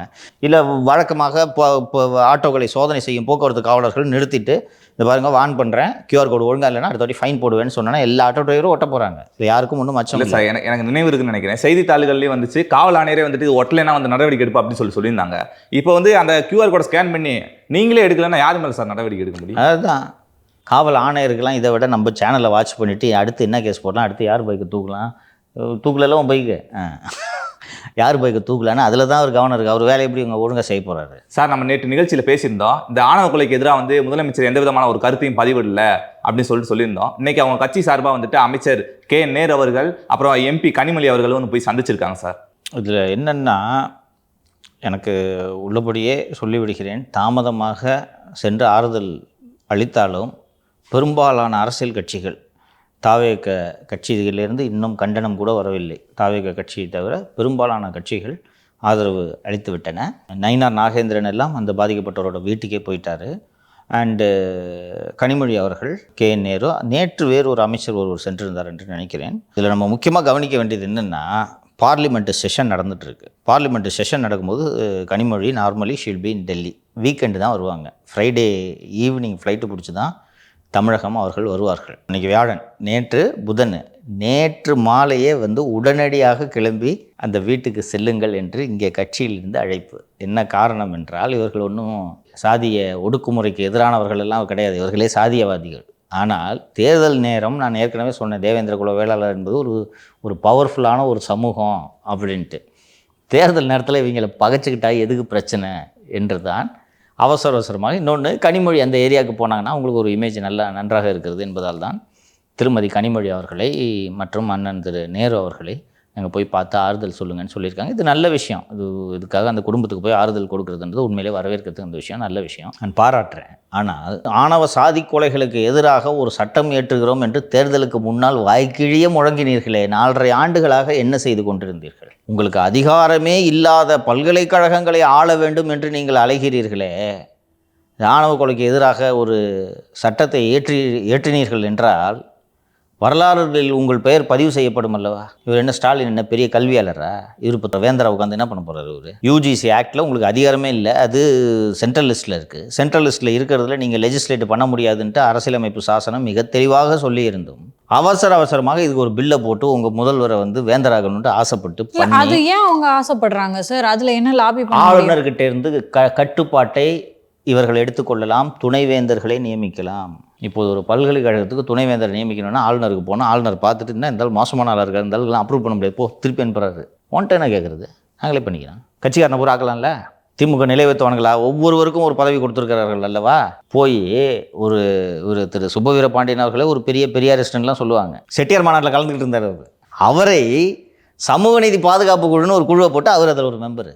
எவன்லாம் கட்சிக்காரன் அனுதாபி இருக்கிறானோ அவங்களெல்லாம் அழைத்து உனக்கு ஒரு பதவி, நீ ஒரு குழு. அதோட நீட்சி தான் இதெல்லாம். நீங்கள் இதை பண்ணியிருந்தீங்கன்னா உண்மையான சமூக நீதி கட்சி என்று நானே வாழ்த்துவேன். ஆனால் உங்களுக்கு அந்த வாக்கு அரசியல், இடைநிலை சாதிகள் கோபித்துக் கொள்வார்கள். சாதி மறுப்பு திருமணம் செய்தவர்களுக்கு, குறிப்பாக தலித் குடும்பத்தில் சம்பந்தம் செய்தவர்களுக்கு, சாதி மறுப்புன்னா ஒரு தலித் இளைஞனோ அல்லது தலித் பெண்ணோ திருமணம் செய்து கொண்டால் அவர்களுக்கு வேலைவாய்ப்பில் முன்னுரிமை என்று தேர்தலுக்கு முன்பாக வாக்குறுதி அளித்தார்கள். அதுக்கு ஒரு உதவித்தொகை வேறு அறிவித்தார்கள். இந்த திருமணங்களுக்கு தோட்டவே இல்லை. அதை தெரியுமா? ஒஸ்ட் காஸ்டிஸ்ட் பார்ட்டி பாது. திமுகவில் மூத்த தலைவர்கள் அண்ணன் திருமாவளவனை வச்சுருந்தா மற்ற ஜாதி ஓட்டுலாம் வரமாட்டேங்குதுன்னு பேசியது எனக்கே தெரியும். ஒஸ்ட் காஸ்டிஸ்ட் பார்ட்டி இது. கேட்டால் பெரியார், சமூக நீதி. கட்ட பஞ்சாயத்து வேறு நடந்துச்சு அப்படி சொல்கிறாங்க சார். எதுக்கு கட்ட? இந்த ஆணவ கொலை. இதில் அங்கே ஒரு இன்ஸ்பெக்டர் பேர் காசி பாண்டியனோ ஏதோ ஒரு இன்ஸ்பெக்டர் பேர் வேறு வந்திருக்கிறது. அவர் வந்து இந்த பையனை கூப்பிட்டு வான் பண்ணி கை காலை உடச்சிருவேன்லாம். அதோட உண்மைத்தன்மை சரிபார்க்க வேண்டும். இப்போ தான் ஊடகங்களில் செய்தி வந்திருக்கு. அவங்க அப்பாவே கம்ப்ளைண்ட் பண்ணியிருக்காரு சார். இருக்கும், அவர் sub inspector sir, law and order. அந்த பையன் வந்து இங்கே வந்த விஷயத்த இந்த கொலை பண்ணால அந்த பையன் கிட்ட சொன்னதே இந்த போலீஸ் தான் அப்படி சொல்கிறாங்க. ஒரு பொண்ணை பார்க்க வந்திருக்காங்க, அது தெரிந்திருக்கும் தெரியாமலும் இருக்கும், அதுக்குள்ளே நான் போக விரும்பலை. ஆனால் இதுக்கு பாசிபிலிட்டிஸ் அதிகம் இருக்குன்றேன். அவர் ஒரு சப் இன்ஸ்பெக்டர், அவர் ஆர்ம்டு ரிசர்வில் இருந்தாலும் அவரும் ஒரு உதவி ஆய்வாளர். அவரால் நேரடியாக போய் மிரட்ட முடியாது. அவர் armed police. So local law and order inspector இந்த மாதிரி பண்ணிட்டு இருக்காங்க, அவனை கூப்பிட்டு கொஞ்சம் வார்ன் பண்ணுங்க என்று சொல்லியிருக்கிறதுக்கு நிறைய பாசிபிலிட்டி இருக்குது. ப்ளஸ் சார் அந்த பையனோட ஃபோட்டோஸ் பார்த்தீங்கன்னா இப்போ தான் நான் பார்த்தேன், ஒரே அருவாள் வச்சு அந்த மாதிரி தான் சார் அவனோட ஃபோட்டோஸ் எல்லாத்தையுமே சோஷியல் மீடியாவில் போட்டிருக்கான். இப்போ அந்த பையனோட அப்பா அம்மா வந்து படிக்காத ஃபேமிலி கிடையாது, அவங்க நல்லா படித்து அரசு அலுவலர்களாக இருக்காங்க. அப்போ கூப்பிட்டு அவனுக்கு இந்த அறநெறிகளை சொல்லி கொடுத்துருக்கணும்ல சார். இது அவங்க 2 பேரும் இன்ஸ்டாவை பார்க்கலன்னு கூட நான் ஒரு வாதத்துக்காக ஏற்றுக்கிறேன். பெரியவங்க இன்ஸ்டாவை பார்க்கல, அவங்களுக்கு இன்ஸ்டா தெரியாது அப்படின்றதுனால அவங்க பார்க்கலன்ட்டு நான் வச்சுக்கிறேன், ஒரு வாதத்துக்கு ஏற்றுக்கிறேன். ஆனால் இது போல் சமூக வலைத்தளங்களை கண்காணிப்பதற்கென்று ஒவ்வொரு மாவட்டத்திலும் காவல்துறையில் பிரிவு இருக்கிறதா இல்லையா? உளவு பிரிவோட வேலை என்ன? இங்கே இந்த அதிகாரிகளே இன்ஸ்டா பைத்தியமாக இருந்தாங்கன்னா இல்லை சார், இன்னொன்று அவங்களே வந்து அரசு அதிகாரிகள் தான் அப்படின்றதுனால யாரோ ஒருத்தர் பார்த்து அவங்க அப்பா அம்மா கிட்ட சொல்லியிருக்கணும்ல சார். சொல்லியிருக்க வேண்டும், உளவுத்துறையே கூப்பிட்டு வான் பண்ணியிருக்கணுன்றேன். தூக்கி உள்ள வச்சிருவோம், பையன்கிட்ட சொல்ல எல்லா ஃபோட்டோவும் டெலிட் பண்ண சொல்லி நான் எஃப்ஐஆர் போட்டு விட்டுருவேன் சொல்லியிருந்தாங்கன்னா இது நடந்திருக்குமா? இப்போ சார் அந்த பையனோட வாழ்க்கையும் போச்சு சார், அவ்வளோதான், முடிஞ்சு போச்சு. நிறைய மெடல்ஸ் வாங்கினான்னு கூட ஃபோட்டோஸ் வந்திருக்கு. இப்போ ஜாமீனில் கூட வர முடியாது இல்லை சார், அந்த ஜாமீன் கிடைக்காது. இது போன்ற ஆணவ கொலைகளுக்கு ஜாமீன் கிடைக்காது. இந்த வழக்கமாக வந்து இந்த அண்ணா பிறந்த நாள் இது போன்ற தினங்களில் அந்த ஆயுள் தண்டனை பெற்றவர்களை முன்கூட்டியே விடுதலை செய்வார்கள் அல்லவா, 14-15 வருஷம் கழிச்சு. இந்த வழக்குக்கு அது பொருந்தாது. SC/ST ஆக்டில் கன்விக்ஷன் ஆச்சுன்னா இது கிடையாது, வாழ்நாள் தான், எந்த தளர்வும் கிடையாது. நீங்கள் லைஃப் போச்சு இல்லை. இப்போ அவங்க அப்பா அம்மா நினச்சிருப்பாங்களா போயிட்டு வந்து இதை மாதிரி கொலை பண்ணிட்டு வந்து அவன் வாழ்க்கையை முடக்கிக்கணும்னு அவங்க அப்பா அம்மா நினச்சிருப்பாங்கன்னு நான் நம்பலை. நானும் அப்படி நம்பல. ஆனால் நீங்கள் சாதி வெறியை தூண்டுனீங்கன்னா அது இதில் தான் போய் முடியும். அந்த இப்போ இந்த பையன் ஜெயிலுக்கு போயிருக்க பையன் சுர்ஜித், அந்த பையன் 40 வயசில் இப்படி சிந்திக்க மாட்டான், ஓகேவா? 20-22 வயசில் அந்த பையனுக்கு அந்த சாதி உணர்வு வன்முறையாகத்தான் அதை வெளிப்படுத்த தோன்றும். நீங்கள் அதுக்கு அடிப்படையிலேயே சாதி உணர்வை நீக்கணும். நீங்களே வீட்டுக்குள்ளே சாதி பெருமை பேசிக்கிட்டு இருந்ததுனால தான் இது நம்ம பண்ணுறது சரி என்ற எண்ணம் அந்த பையனுக்கு வந்திருக்கு. நான் கேட்குறேன், இந்த ரவுடி பசங்கள்லாம் வந்து இவ்வளோ பெரிய கத்தியை வச்சுட்டு கேட்க விட்டுவாங்க பார்த்துருக்கீங்களா? அது மாதிரி கத்தியை வச்சுட்டு கேட்க விட்டுனா போலீஸ் உடனே தூக்கி எஃப்ஐஆர் போட்டு உள்ளே போதா? சப் இன்ஸ்பெக்டர் பையன் கத்தி அருவாளை வச்சுக்கிட்டு எல்லா ஃபோட்டோவும் பார்த்தா அருவாளை வச்சுக்கிட்டு சுற்றுறான் பாவன். ஆமாம், அதுதான் சார் எனக்கு ரொம்ப. இதை ஏன் காவல்துறை கண்காணிக்கலன்றது தான் என்னோட கேள்வி. உளவுத்துறைக்கு இதுதானே வேலை, சமூக ஊடக கண்காணிப்பு பிரிவுன்ட்டு வச்சிருக்கிறாங்கல்ல எல்லா இடத்துலையும். இது ஏன் கண்காணிக்கல? இதையும் சேர்த்து தானே கண்காணிக்கணும். கூப்பிட்டு பாருங்கள், நான் உடனே அந்த பையனை வந்து எஃப்ஐஆர் போட்டு அவனை ஜெயிலில் போடணும்னு நான் சொல்லலை. கூப்பிட்டு பார்த்துட்டு ரவுடி பையலாக இருந்தால் தூக்கி போட்டிருப்பீங்க இல்லையா? அப்போ கூப்பிட்டு பார்த்துட்டு யாருன்னு பார்த்தோன்னா சப் இன்ஸ்பெக்டர் பையனை கூப்பிட்டு அவங்க அப்பாவை கூப்பிட்டு யோ வான் பண்ணியா பையனை டெலிட் பண்ண சொல்லு, தூக்கி உள்ளே வச்சு எஃப்ஐஆர் போட்டால் லைஃப் போயிடும் சொல்லு அவங்ககிட்ட. இதை ஏன் செய்யலை? ப்ராபப்ளி முன்னாடியே கூப்பிட்டு இந்த அருவா படம் போட்டதுக்கே அவனை வான் பண்ணியிருந்தா ப்ராபப்ளி இந்த கொலையை செய்யாமல் இருந்திருக்கலாம்ல. இன்றைக்கி கவின் செத்துட்டான், இவனுக்கு தான் தண்டனை. கவின் இறந்துட்டான், முடிஞ்சு போச்சு அந்த உயிர். இன்னும் எப்படியும் ஒரு 50 வருஷம் வாழ்வான்னு வச்சுங்க, 50 வருஷம் சிறையில் இருக்கணும்ப்பா. குண்டாஸ் வர போட்டு விட்டாங்களே சார். அது தற்காலிகம் தண்டனை ஆகிடும், ஆயுள் தான் இதுக்கு கொலைக்கு. இல்லை அது சொல்லலை, கிடைச்சாலும் கிடைக்கும். ஜாமீன் சொல்லிட்டு வெளியே வர முடியாது, ஜாமீனும் கிடைக்காது, பரவலே கொடுக்க மாட்டாங்க, அப்படியே கிடக்க வேண்டியது தான். யோசிச்சு பாருங்கள், இன்னும் 40 வருஷம் நீங்கள் இந்த சிறையில் 4 செவத்துக்குள்ளே இருக்கணுன்றதை யோசிச்சு பாருங்கள். பேரண்ட்ஸுக்கும் கஷ்டம், விட்டுற முடியுமா? போய் சிறையில் போய் பார்க்கணும், எவ்வளோ சிரமத்தை அனுபவிப்பாங்கன்னு யோசிச்சு பாருங்கள். நம்ம ஒரு சைடு நம்ம அவங்கள விமர்சனம் பண்ணுறது, இந்த பக்கம் பார்க்குறோம், அந்த குடும்பத்துக்கு எவ்வளோ கஷ்டம். புருஷன் ஜெயிலு, பையன் ஜெயிலு, இந்த உதவி ஆய்வாளர் அந்த பெண்மணி யோசிச்சு பாருங்க, தாயை யோசிச்சு பாருங்கள். சார் இன்னொன்று சார், இந்த வழக்கில் ஏன் அவங்கள கைது பண்ணல? அது ரோல் இருக்கணும்ப்பா. நானும் கண்மூடித்தனமாக அவர்கள் 2 பேரையுமே கைது செய்ய வேண்டும் அப்படின்ட்டு நான் சொல்லலை. இன்வெஸ்டிகேஷனில் ரோல் வரணும்ல, ஓகே சார், நாலேஜ் வேணும்ல. வீட்டில் சாதி பெருமை பேசியிருக்கலாம், அதுக்காக போய் வெட்டுறது, போய் நீ வெட்டுப்பான்னு 2 பேரும் சொல்லி போய் நீ வெட்டு நான் பார்த்துக்கிறேன்னு சொன்னாங்கன்னு நமக்கு எப்படி உறுதியாக சொல்ல முடியும்? ஸோ ஏதோ அப்பாவுக்கு ரோல் இருக்குன்றதுனால பண்ணியிருக்காங்கன்ட்டு நான் புரிஞ்சுக்கிறேன். அதுக்காக இவனை பெத்தாங்கன்றதுக்காக அவங்கள நீ இந்த கேஸில் மர்டர் கேஸில் அரெஸ்ட் பண்ண முடியுமா? ஸோ அதனால் எவிடன்ஸ் இருந்துச்சுன்னா they'll do itன்னு நான் நம்புகிறேன். இதில் ஸ்பேர் பண்ணணுன்ட்டு முயற்சி செய்ய மாட்டார்கள் என்று நான் நம்புகிறேன். நாம் விரும்புகிறோன்றதுக்காக அவங்க அம்மாவை தூக்கி உள்ள வைக்க முடியாதுல்ல. அவங்க அம்மா வெளியிலே இருக்கட்டும், இதை விட என்னப்பா தண்டனை? ஜெயிலுக்கு போகிறதா தண்டனை? வெளியில் இருக்கிறது பெரிய தண்டனைப்பா. வெளில தலை காட்ட முடியுமா? தலை காட்டுறதெல்லாம் செகண்டரி சார். பையனோட வாழ்க்கை இப்படி போயிடுச்சு அப்படின்றது 2 குடும்பங்களுக்குமே இழப்பு சார். ஆமாம், இந்த சுர்ஜித்தா இருக்கட்டும் கவினா இருக்கட்டும் 2 குடும்பங்களுக்குமே அது இழப்பு தான்.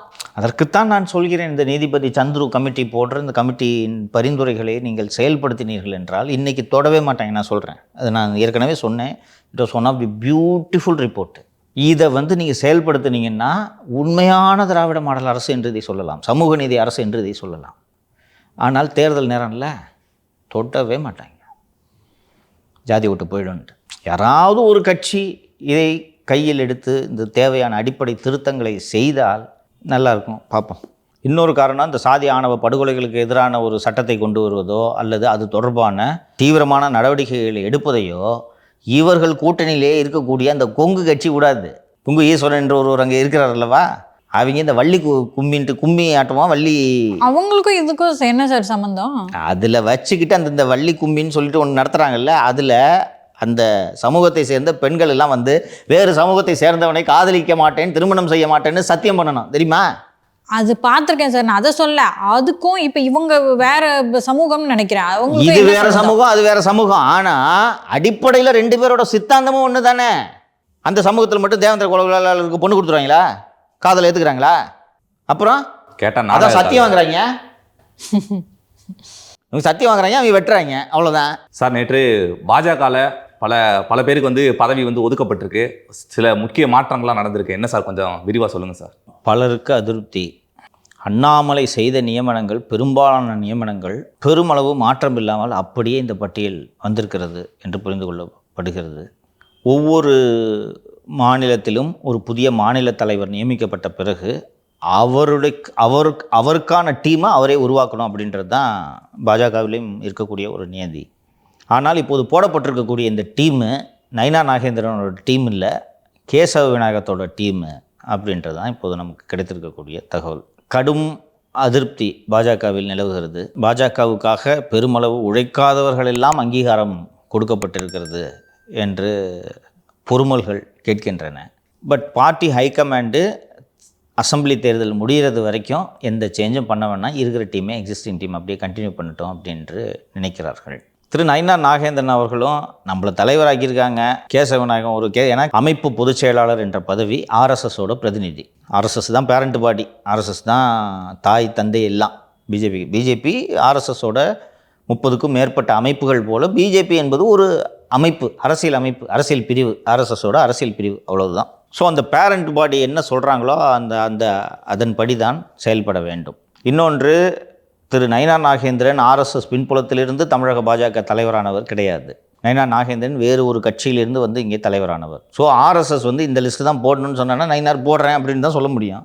இல்லை வேணாம், எனக்கு இவங்களெல்லாம் பிடிக்கல, இவங்களெல்லாம் மாற்றுங்க அப்படின்னு சொல்லிட்டு சொல்கிறாருன்னா, ஓஹோ அந்தளவுக்கு ஆயிடுச்சா, நீ பார்த்துக்கிறேன் என்று அவர்களோடு மோதல் போக்கை கடைப்பிடிப்பதை நயினா நாகேந்திரன் விரும்பவில்லை. எக்ஸிஸ்டிங் செட்டப்பை ஆட்டாமல் எலெக்ஷனில் ஜெயிக்கணும், அந்த வேலையை பார்ப்போம், இங்கே எவன் பதவிக்கு வந்தால் நமக்கு என்ன வந்துச்சு, நம்ம தலைவர் ஆகிட்டோம் என்ற மூடுக்கு திரு நயினா நாகேந்திரன் வந்து இந்த பட்டியலுக்கு சம்மதம் தெரிவித்திருப்பதாகத்தான் நாம் இதை புரிந்து கொள்ள முடியும். நிறைய முணுமுணுப்புகள், அதிருப்திகளை உணர முடிகிறது.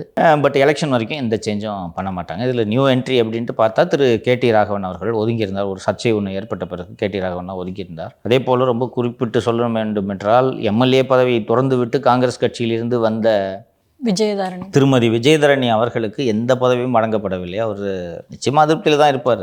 மீண்டும் ஏமாற்றம் அப்படின்னு அதிகமாக அது தொடர்பான செய்திகளை தான் பார்க்க முடிஞ்சது. எம்எல்ஏ பதவி விட்டுட்டு வந்தாங்கம்மா, நீங்கள் இப்போ உங்களுக்கு ஹானர் பண்ணலன்னா. குஷ்புவுக்கு ஒரு கட்சியில் ஒரு தேசிய மகளிர் ஆணையத்தில் ஒரு பதவி கொடுத்து ஒரு 3 வருஷமோ 2 வருஷமோ இருந்தாங்க. அவங்களுக்கு கொடுத்துட்டீங்க, இப்போ அவங்களுக்கு தூக்கி பதவி கொடுக்குறீங்க, வேறு கட்சியிலேருந்து வந்த ஆளுக்கு கொடுக்கல. ஸோ இது போல் நிறைய அதிருப்திகள் இருக்குது. பட் எலெக்ஷன் வரைக்கும் எந்த சேஞ்சும் இருக்காது. இது எது சட்டப்பேரவை தேர்தலில் எதுவும் பிரதிபலிக்குமா சார்? அதெல்லாம் ஒன்றும் பிரதிபலிப்பது, வேலையை ஆரம்பிச்சிருவாங்க. சீட்டு வாங்கிட்டு ஜெயிக்கிறது பார்ப்பியா, பதவி கிடைக்கலன்னு சண்டை போட்டுருப்பியா. சார், இதுக்கு நடுவில் வந்து அதிமுக பாஜகவை தனிமைப்படுத்தணும் அப்படின்னு திமுக முயற்சி பண்ணுது, அதுக்கான காய் நகர்த்துகளை பண்ணிட்டு இருக்கு அப்படின்ற ஒரு செய்தி. இன்று காலை முதல்வர் அவர்களை இல்லத்தில் சென்று மருத்துவமனையில் சிகிச்சை எடுத்தது தொடர்பாக தேமுதிகவின் தலைவர் திருமதி பிரேமலதா, திரு சுதீஷ் மற்றும் கட்சி நிர்வாகிகள்லாம் முதல்வரை வீட்டில் போய் பார்த்து வாழ்த்து சொல்லிட்டு வந்திருக்காங்க. இதையும் இந்த நியூஸையும் சேர்த்து தான் பார்க்க வேண்டும்.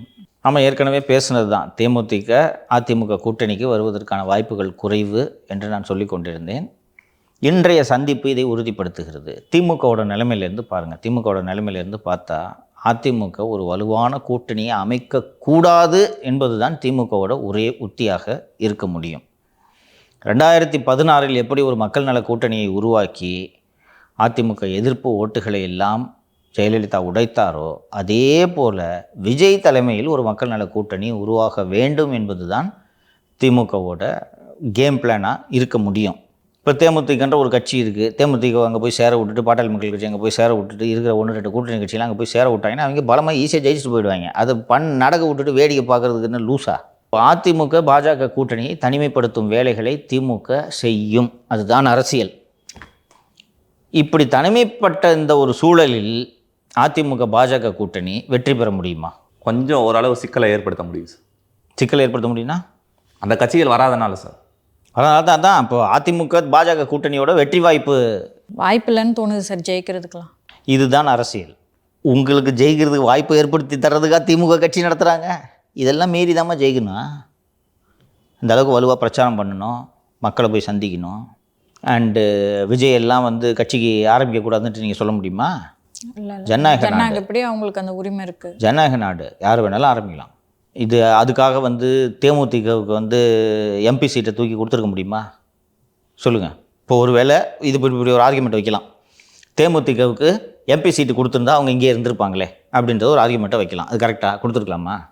இல்லை, நம்ம பேசினோம், அப்படி கூட வாய்ப்பு இருக்க வாய்ப்பு இல்லை. வாங்கிட்டு கூட்டணி மாதிரி இருந்தால் என்ன பண்ணுவீங்க? கண்டிப்பாக செஞ்சுருப்பாங்க. அது மட்டுமல்லாமல் திமுகவின் பிடியில் தேமுதிக இருக்கிறது. என்ன காரணம்னா, அந்த ஆண்டாளர் காலேஜ் மாறினால அந்த கிட்னி காலேஜ் வாங்குச்சுன்னு சொன்னேன்ல, கிட்னி காலேஜை சொன்னபடி மொத்த பணத்தையும் கொடுக்கல, இன்ஸ்டால்மெண்ட்டில் கொடுத்துட்ருக்காங்க. மொத்தமாக கொடுத்துட்டா இப்போ இவர் எப்படி ராஜ்யசபா கொடுத்தா ஓடி வாங்கிட்டு இருந்தாரா? அவங்க உஷாராக இருக்க மாட்டாங்களா? இன்ஸ்டால்மெண்ட்டில் கொடுக்குறாங்க, பொறுங்க வாங்கிக்கலாம் பொறுங்க. ஆனால் தேமுதிகவை திமுக கூட்டணியில் வைக்கிறதுல சிரமம் இருக்குது. தேமுதிக எவ்வளோ சீட்டுப்பா கேட்பாங்க? குறைஞ்சது ஒரு 8-10 கேட்பாங்க சார். 20 கேட்பாங்க சார். என்னங்க சார் அவனை அந்த தம்பி அப்படி பார்க்குறீங்க? ஏன்னா கேட்கறது தான் எவ்வளோன்னு கேட்குறேன். இல்லை சார், கேட்குறது 50-60 வேணால் கேட்கலாம். அதை தம்பா சொல்கிறேன் நான். கேட்குறதுன்னு அதனால தான் கவனமாக சொன்னேன். எவ்வளோ கொடுக்கலான்னு நான் சொல்லலை. ஆமாம், அதுக்குன்னு இப்போது விசிக்காவே 6 தான் வாங்குது. அதனால தான் 5 தரேன்னு சொல்லியிருக்காங்க. இந்த பேச்சுவார்த்தை, இந்த கிட்னி காலேஜோடு வியாபாரம், இவற்றையெல்லாம் செய்வது அண்ணன் திரு வேலு. 5 தரேன் இருக்கார். ஏன்னா நீங்கள் சொன்னது தான், அவங்களுக்குலாம் 6, உங்களுக்கு 5. ஏதோ ராசியான் நம்பர்லாம் சொன்னாங்க. ஆமாம், ஏற்கனவே நம்ம பேசணும்ல, அது என்ன ரீசனே தெரில. 5 என்பது இது. இவங்க 5க்கு ஒத்துக்கிட்டு நின்றுட்டாங்கன்னா அதுக்கப்புறம் 3 தான் தருவாங்க அடுத்த தேர்தலில்.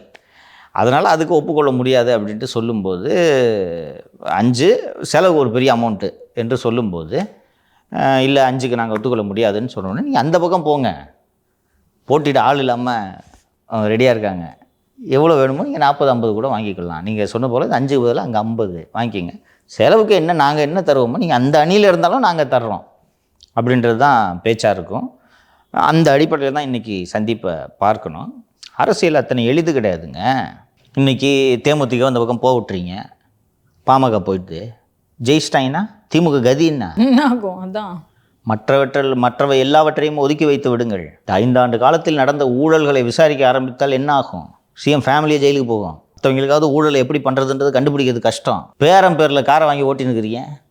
பேரனுக்கு ஏது இவ்வளோ துட்டுன்றது எடுத்தால் 1.25 கோடிக்கு 1 கோடி 1.5 கோடின்னு நினைக்கிறேன். 1.5 கோடி காசு கார் வாங்குறதுக்கு பேரனுக்கு ஏதுப்பா காசு? சார், எப்படியும் தாத்தாவோட சொத்துக்கள்லாம் பேரனுக்கு வந்திருக்க வாய்ப்பு இருக்குதா? தாத்தாவுக்கே சொத்து இல்லையே. தாத்தாவோட அஃபிடவிட் எடுத்து பாருங்க. அவர் ஏழை. சரி இருங்க, பாகம் பிரிச்சாச்சா? தெரியல, அதெல்லாம் விசாரிக்கணுன்றேன். விசாரிக்கல, பாகம்லாம் பிரிக்கல. நீங்கள் தான் இப்போ உங்கள் பேர்லேயே எல்லாத்தையும் வாங்கி மாட்டிக்கிறீங்களே. எவிடன்ஸ் இருக்குது. அது இல்லாமல் இப்போ இந்த கார்பரேஷன் டெண்டர்லாம் பேசினோமே, இதெல்லாம் நல்லா 24 மணி நேரம் டெண்டர், 24 மணி நேரம் டைம் கொடுத்து டெண்டர் விட்றியே. இதை விட ஊழல் வேறு என்ன வேணும்? சேகர் பாபு நேருவெல்லாம் தூக்கி உள்ளே வச்சா? பட் இவ்வளோ ஆன்டி இன்கம்பன்சி இருக்குது. இப்போ அண்ணா யூனிவர்சிட்டி வழக்காக இருக்கட்டும், பொதுவாக குழந்தைகள்லேருந்து பாட்டி வரைக்கும் நடக்கிற பாலியல் வழக்கு, அதுக்கப்புறம் இந்த அஜித்குமார் கஸ்டோடியல் டெத்து, இது மாதிரி இவ்வளோ விஷயங்கள் இருக்குது. குறைஞ்சபட்சம் ஒரு ஆட்சி டு இன்னொரு ஆட்சி அப்படி மாறாமல் இருந்துச்சுன்னா தமிழக மக்களோட நிலைமை என்ன? மாறலாம். 2016 போல அதிமுக எதிர்ப்பு ஓட்டுகளை சரிபாதியாக விஜய் பிரித்தால், அதான் சார், திரும்ப அசுர வளர்ச்சியோட திமுக வந்து உட்காருதுன்னு வைங்களேன், அது என்ன இப்போ நிலைமை ஆகும்? இப்பயே அதிகாரிகள் கையில் தான் கடிவாளம் இருக்குது அப்படின்னும் போது ஒரு தலைமை ரொம்ப ஸ்ட்ராங்காக இருக்கணும். அப்படி இருக்கும்போது இது என்ன நிலைமையாகும்? தமிழக மக்களோட நிலை என்ன ஆகும்? இப்படிலாம் தமிழ்நாடு நாசமாக போடாது. நான் உங்ககிட்ட ஒரு லாஜிக்கு கேட்டேன். அப்படியா இயற்கைக்கு எதிராக மீண்டும் திராவிட முன்னேற்ற கழகம் மீண்டும் ஆட்சிக்கு வந்து இதே அநியாயம் இன்னும் 5 ஆண்டுகளுக்கு தொடர்ந்து நடக்கும்? இன்னைக்கு உங்ககிட்ட சாத்தியமான்னு கேட்டேன் உங்கள் ஒப்பீனியன். மக்கள் அவ்வளவு முட்டாள்களும் கிடையாது. மீண்டும் இப்படி ஒரு சூழ்நிலையில் மக்கள் மீண்டும் திராவிட முன்னேற்ற கழகத்தை ஆட்சியில் அமர்த்துவார்கள் என்று மட்டும் தமிழக முதல்வரை போல பகல் கனவு காணாதீர்கள். ஒரு நாள் நடக்காது, எழுதி வச்சுங்க. நான் இன்றைக்கி இது சாத்தியமானு கேட்டேன். பார்க்குறதுக்கு சாத்தியம் இல்லை என்று தான் தோன்றும். தேமுதிகவும் போச்சு. ஆமாம், தனிமைப்படுத்துறதுக்கான வேலை இல்லை. திமுக பண்ணுதுன்னா தனிமைப்படுத்துகிற வேலையை பண்ணுவாங்க. இதை மீறி ஜெயிக்கணும். அந்த நம்பிக்கை யாருக்கு இருக்கிறதோ இல்லையோ திரு எடப்பாடி பழனிசாமி அவர்களுக்கு முழுமையாக இருக்கிறது. அந்த தைரியத்தில் தான் எலெக்ஷனை 8 மாதம் இருக்கும்போது பிரச்சாரத்துக்கு போய் தைரியமாக எல்லாவற்றையும் செய்து கொண்டிருக்கார். கூட்டணிக்கு கட்சிகள் வரலாம், வராமலும் போகலாம். 24 பண்ணலையா? காலைல 9 மணிக்கு தைலாபுரம் தோட்டத்தில் கூட்டணிக்கு அக்ரிமெண்ட் சைன் பண்ண இருக்கிற நேரத்தில் நைட்டு 9 மணிக்கு பிஜேபியோட ஒரு கூட்டணி போடலையா? ஐயா சொன்னார்ல, திடீர்னு பாரத மாதா கி ஜெயின் சத்தம் கேட்குதுங்க. அப்படிலாம் நடக்கும். அதை மீறி தான் ஜெயிக்கணும். அரசியல் எளிது கிடையாது. உங்களை கூப்பிட்டு வந்து சிஎம் சேரில் உட்கார வச்சுட்டு ஜெயிலுக்கு போகிறதுக்கு பைத்தியமாக வைங்க. பல ஆயிரம் கோடிகளை அடுக்கி வைத்திருக்கிறார்கள். எதுக்கு அந்த பணம்? ஸோ அதெல்லாம் மீறி வெற்றி பெறுவதற்காக அதிமுக உழைக்கும். சாத்தியமே இல்லைன்ட்டுலாம் சொல்லாதீங்க. ஏற்கனவே உங்களுக்கு ஒரு உதாரணத்தை சொல்லியிருக்கேன். 96 அதிமுகவை வீட்டுக்கு அனுப்ப வேண்டும் என்று மக்கள் கடும் கோபத்தில் இருந்தார்கள். அன்று ஒரு மாபெரும் எதிர்ப்பு அலை வீசியது. செல்வி ஜெயலலிதாவே தோற்றார் பர்கூரில். அன்றைக்கி கட்சி ஆரம்பித்து 3 வருடங்கள் தமிழகத்தையே புரட்டி போட்ட ஒரு கட்சி என்றால் அது மறுமலர்ச்சி திராவிட முன்னேற்ற கழகம். அப்போ மக்கள் என்ன முடிவு எடுத்தாங்கன்னா, இன்றைக்கி அதிமுக தோக்கடிக்கிறதுக்கு திமுக கூட்டணி தான் சரியான கூட்டணி. வைகோ நல்லவர் தான், அடுத்த வாட்டி சான்ஸ் கொடுக்கலாம். அப்படி விஜய்க்கு அடுத்த வாட்டி சான்ஸ் கொடுப்பாங்க. அதனால் மக்கள் கவனமாக முடிவு எடுப்பாங்க. நீங்கள் அதெல்லாம் வந்து இப்படி போய்டும் அப்படி போய்டும்லாம் நீங்கள் ஒன்றும் இது பண்ணாதீங்க. க்ளீனாக திமுக வீட்டுக்கு அனுப்பணும்னு மக்கள் முடிவு எடுத்துட்டாங்கன்னா முடிஞ்சு போச்சுங்க. அவ்வளோதாங்க. அந்த முடிவை மக்கள் ஏற்கனவே எடுத்து விட்டார்கள் என்று தான் நான் புரிந்து கொள்கிறேன். இன்றைக்கி கூட்டணி இப்படி மாறும், அடுத்த வாரம் வேறு மாதிரி மாறும், அடுத்த வாரம் அந்நியார் போய் திடீர்னு சேலத்தில் எடப்பாடி பார்ப்பாங்க. அதெல்லாம் சொல்லவே முடியாது. அதெல்லாம் மீறியும் because ADMK is a tested party. It has several times it has defeated DMK. அப்போது இன்னொன்று 4 வருஷம் ப்ரூவ் பண்ணியிருக்காரு நல்லாட்சி கொடுத்து, இல்லையா? ஸோ நிறைய டைம் இருக்குது, பின்னாடி பேசுவோம். இப்போது அதிமுக பலமில்லாமல் இருக்கிறது அப்படின்னு தோணுனாலும் டிடிவி தினகரன்லாம் ஒருங்கிணைந்த அதிமுகவாக இருக்கும்போது உள்ளே இருந்தவர். ஸோ டிடிவி தினகரனை பற்றி இபிஎஸ் என்ன சொல்லும்போது அந்த அமமுக என்டிஏ கூட்டணியில் இருக்குது அப்படின்ற ஒரு விஷயத்த சொல்லியிருக்காங்க. ப்ளஸ் அமமுக மேலே ஒரு கவனத்தை அதிமுக செலுத்துது, அது போதுமான பலத்தை தரும் அப்படின்னு நம்புகிறாங்கன்னு சொல்கிறாங்க சார். போதுமான பலத்தை யாருக்கு கொடுக்கும்? அதிமுக வின் பண்ணுறதுக்கு. அதில் நம்ம அதை ரீட் பண்ணுறதை விட அதில் இப்போ நம்ம ரீட் பண்ண வேண்டிய மிக முக்கியமான விஷயம், டிடிவி தினகரனும் பன்னீர்செல்வமும் 2024 ஒரு அணியில் இருந்து போட்டியிட்டார்கள். 26 அவர்கள் ஒரு அணியில் இருக்கப் போவதில்லை என்பது தான் அதிலிருந்து நாம் புரிந்து கொள்ள வேண்டிய விஷயம். அமமுக இதுக்கு பலமாக பண்ணுறதுலாம் தனி. இதுதான் அரசியல், இதுதான் எடப்பாடியோட பிளானு, இதுதான் டிடிவியோட பிளானு. டிடிவி தினகரன் பன்னீர்செல்வத்தை வச்சு தான் எடப்பாடியை மிரட்டிகிட்டு இருந்தார். பழனிசாமின்னு சொல்லிட்டு இருந்தார். ஏன்னா நாங்கள்லாம் ஒரே சமூகம், அங்கே ஒன்றா இருப்போம்னு சொல்லிட்டு இருந்தார். இன்றைக்கி டிடிவி தினகரன் தன்னுடைய எதிர்காலத்தை சிந்திக்க வேண்டும். பாஜக பழனிசாமியை தேர்ந்தெடுத்து விட்டது. பன்னீர் வேண்டாம் என்ற முடிவுக்கு பாஜக வந்து விட்டது. இப்போ நான் எனக்கு பன்னீர் தான் இருந்தாலும் நாங்கள்லாம் ஒரே இனம் என்று அவரோடு போனால் தெருவுக்கு போக வேண்டும். அப்போது பவர் எந்த பக்கம் இருக்குது?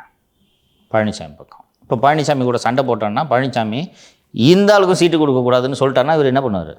அப்போ மீண்டும் அதிகாரத்தை பெறுவதற்கு பழனிசாமியை அனுசரித்து போக வேண்டும் ஃபஸ்ட்டு. அதுக்கு பழனிசாமி சரின்னு சொல்லிட்டாரா? சரி என்று சொல்லிவிட்டார். என்டிஏ கூட்டணியில் அமமுக இருக்குதுன்னு சொல்லிட்டார். அவ்வளோதான். சீட்டு அவருக்கு நீங்கள் கொடுத்துக்குங்க, சீட்டு உங்களுக்கு நான் கொடுத்துறேன் இவ்வளோன்ட்டு நீங்கள் அவருக்கு ஒதுக்கிங்க. இன்னொன்று, அமமுக சீட்டு கொடுக்குறதுல ஒன்றும் சிக்கல் இல்லையா? அவர் ஒரு கட்சி. பட் பன்னீர்செல்வத்துக்கு கட்சியே இல்லையே. இப்போது பழனிசாமியோடு கரம் கோர்த்ததன் மூலம் டிடிவி தினகரன் ஃபஸ்ட்டு எனக்கும் பன்னீருக்கும் சம்மந்தம் இல்லைன்றதை சொல்லிட்டாரா? ஒன்றாக இருந்த பன்னீர்செல்வத்தையும் டிடிவி தினகரனையும் உடைத்ததன் மூலமாக கட்சியையே அழிக்க பார்த்த பன்னீர்செல்வத்தை தனித்து விட்டாரா? பார்த்தீங்கன்னா பன்னீர்செல்வம் தான் தேர்தல் ஆணையத்தில் மனு போட்டுக்கிட்டு இருக்காரு. அதிமுகவை கைப்பற்றணும், அதிமுகவை ஒன்றிணைக்கணுன்ற நோக்கம்லாம் டிடிவி சொல்லிகிட்டு இருந்தாலும் அவர் எந்த இடத்துலையும் தேர்தல் ஆணையத்திலலாம் மனு போடல ரெட்டலையை முடக்கணும்னு. பன்னீர் தான் இந்த வேலையை பண்ணிகிட்டு இருந்தார். அப்போ அதிமுக தொண்டன் பன்னீர் மேலே தான் கோபமாக இருப்பான். இப்போ டிடிவி ஒரு பக்கம் இணைச்சிட்டாரா? ஒரு சமூகம் வந்துருச்சா? அந்த சமூகத்தின் பிரதிநிதியாக அந்த சமூகம் சசிகலாவை பார்க்குமா, தினகரனை பார்க்குமா, பன்னீர்செல்வத்தை பார்க்குமா என்றால் சசிகலா மற்றும் தினகரனை தேர்ந்தெடுக்க வாய்ப்புகள் அதிகம் இருக்கிறது. திருமதி சசிகலா அவர்கள் இப்போது தேர்தலில் போட்டியிட முடியாது. தினகரன் அவர்கள் இவர்களோடு இணைந்தால் அதிமுகவுக்காக சசிகலா அவர்கள் தமிழகம் முழுக்க, குறிப்பாக தென் தமிழகத்தில் பிரச்சாரம் செய்வதில் ஏதாவது தடை இருக்கிறதா? பன்னீர்செல்வத்துக்காக பிரச்சாரம் பண்ணுறதுக்கு சசிகலாவை விரும்ப மாட்டாங்க. ஓகே, அவர் இப்போ கட்டி விட்டாச்சா? இதுதான் பாலிடிக்ஸ். இப்போ இது உங்களுக்கு அதிமுகவுக்கு திரு தினகரன் அவர்கள் சேர்ந்தது பலமான்னு கேட்டிங்கன்னா பலம்.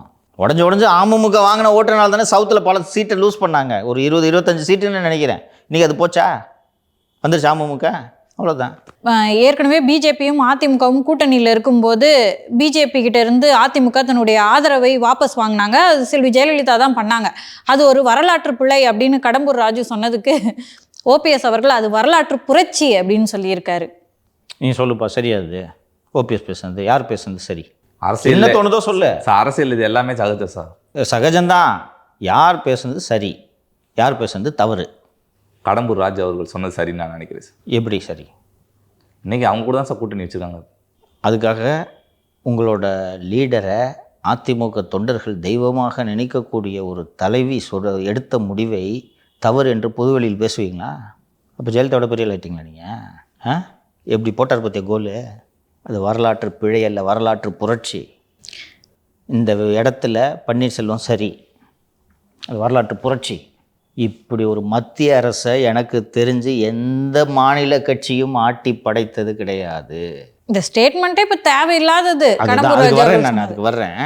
அது சும்மா அந்த வரலாறை நினைவு கூறுறதுக்காக சொல்கிறேன்.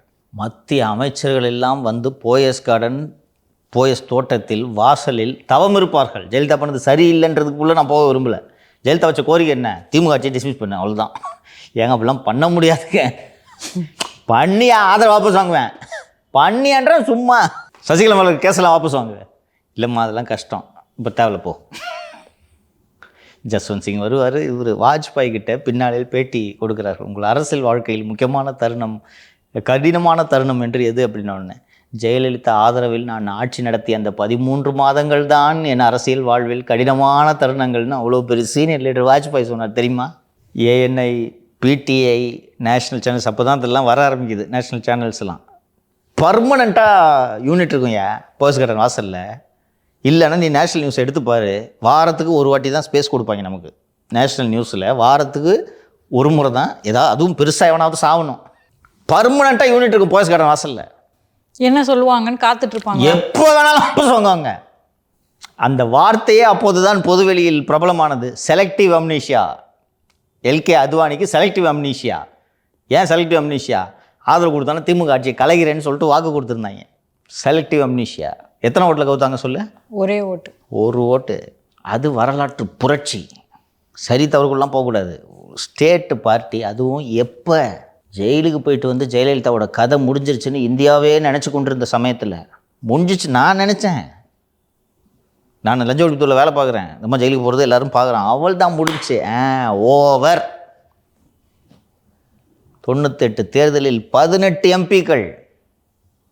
நான் கேட்குறது தான் மினிஸ்ட்ரி அப்படின்றது இந்தம்மா தெரியுமா? சுப்பிரமணிய சாமியை நிதியமைச்சராக்கு அப்படின்னாங்க. ஆர்எஸ்எஸ் அந்த ஆளுக்கு மட்டும் இது கொடுக்கக்கூடாதுன்னாங்க. இவ்வளவோ விஷயங்கள். அது வரலாற்று புரட்சி. மாலதி சொன்னது போல் இப்போ அதை பேச வேண்டிய தேவை என்ன வந்துச்சு? உங்கள் கூட்டணி கட்சி பிஜேபியை புகழ்ந்து பேசணுன்னா ஒரு 2 வாட்டி பாரத மாதாக்கு ஜெய கத்திட்டு போங்க. அதுக்கு எதுக்கு உங்கள் தலைவரை விட்டு கொடுக்குறீங்க? இது மாதிரி சில அதிமுக தலைவர்கள் அவசியம் இல்லாமல் பேசுவதால் தான் ஜெயலலிதா அத்தனை பேருக்கும் நிரந்தரமான வாய்ப்பூட்டு போட்டு வைத்திருந்தார். இன்னொருத்தர் இருக்கார் விருதுநகரில், மோடி எங்கள் டேடி. இவ்வளோ ஓவராலாக உங்களுக்கு கூவ சொல்லிய குத்த காசுக்கு கூவுங்க. இப்போ பேசுறதுக்கான தேவை என்ன இருக்குது? அப்புறம் அதுக்கு விளக்க சொல்கிறாரு. இல்லை, நான் சொல்வது தவறாக புரிந்து கொள்ளப்பட்டது. சரி, என்னங்கன்னு கேட்டால், அதிமுக ஆதரவை வாபஸ் வாங்கியதால் திமுக ஆதரவு அளித்து விட்டது, அதனால அது வரலாற்று பிழைன்னா, நீங்கள் வாபஸ் வாங்கினீங்கன்னா ஆதரவு கொடுக்க தான் செய்யும் திமுக. ஃபஸ்ட்டு இப்போ எதுக்கு பேசுகிறது? அதெல்லாம் அவங்க யோசிச்சிருக்க மாட்டாங்க. இவ்வளோ நாள் கழித்து அதை போஸ்ட்மார்ட்டம் பண்ண வேண்டிய தேவை என்ன வந்துச்சு இப்போ உங்களுக்கு? இதுக்காக தானே காத்திருக்காங்க. அடமானம் வச்சிட்டீங்க கட்சி அப்படின்ற விமர்சனத்தை தொடர்ந்து திமுக வச்சுன்னு இருக்குது. கிட்டத்தட்ட அடமானம் வச்சவங்க பேசுகிற மாதிரி தானே இருக்குது கடம்பூர் ராஜு பேச்சு.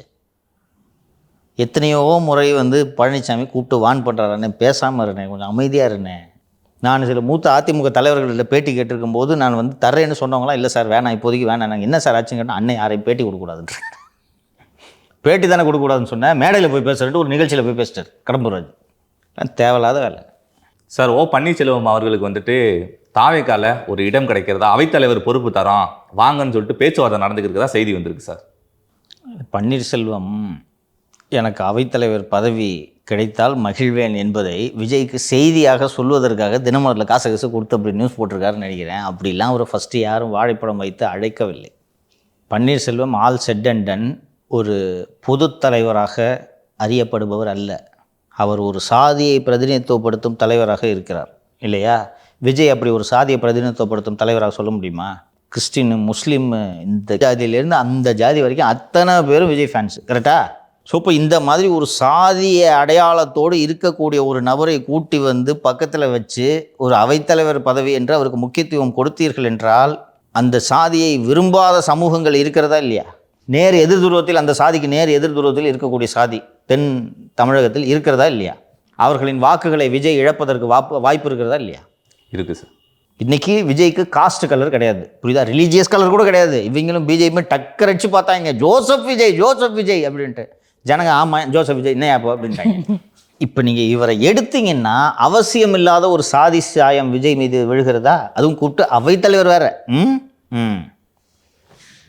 அவசியம் இல்லாமல் விழுகிறதா? அப்படி இருக்கும்போது கூப்பிட்டு உங்களுக்கு அவைத்தலைவர் வேறு கொடுக்குறாங்களா? இவரோட ஆசை இதெல்லாம்.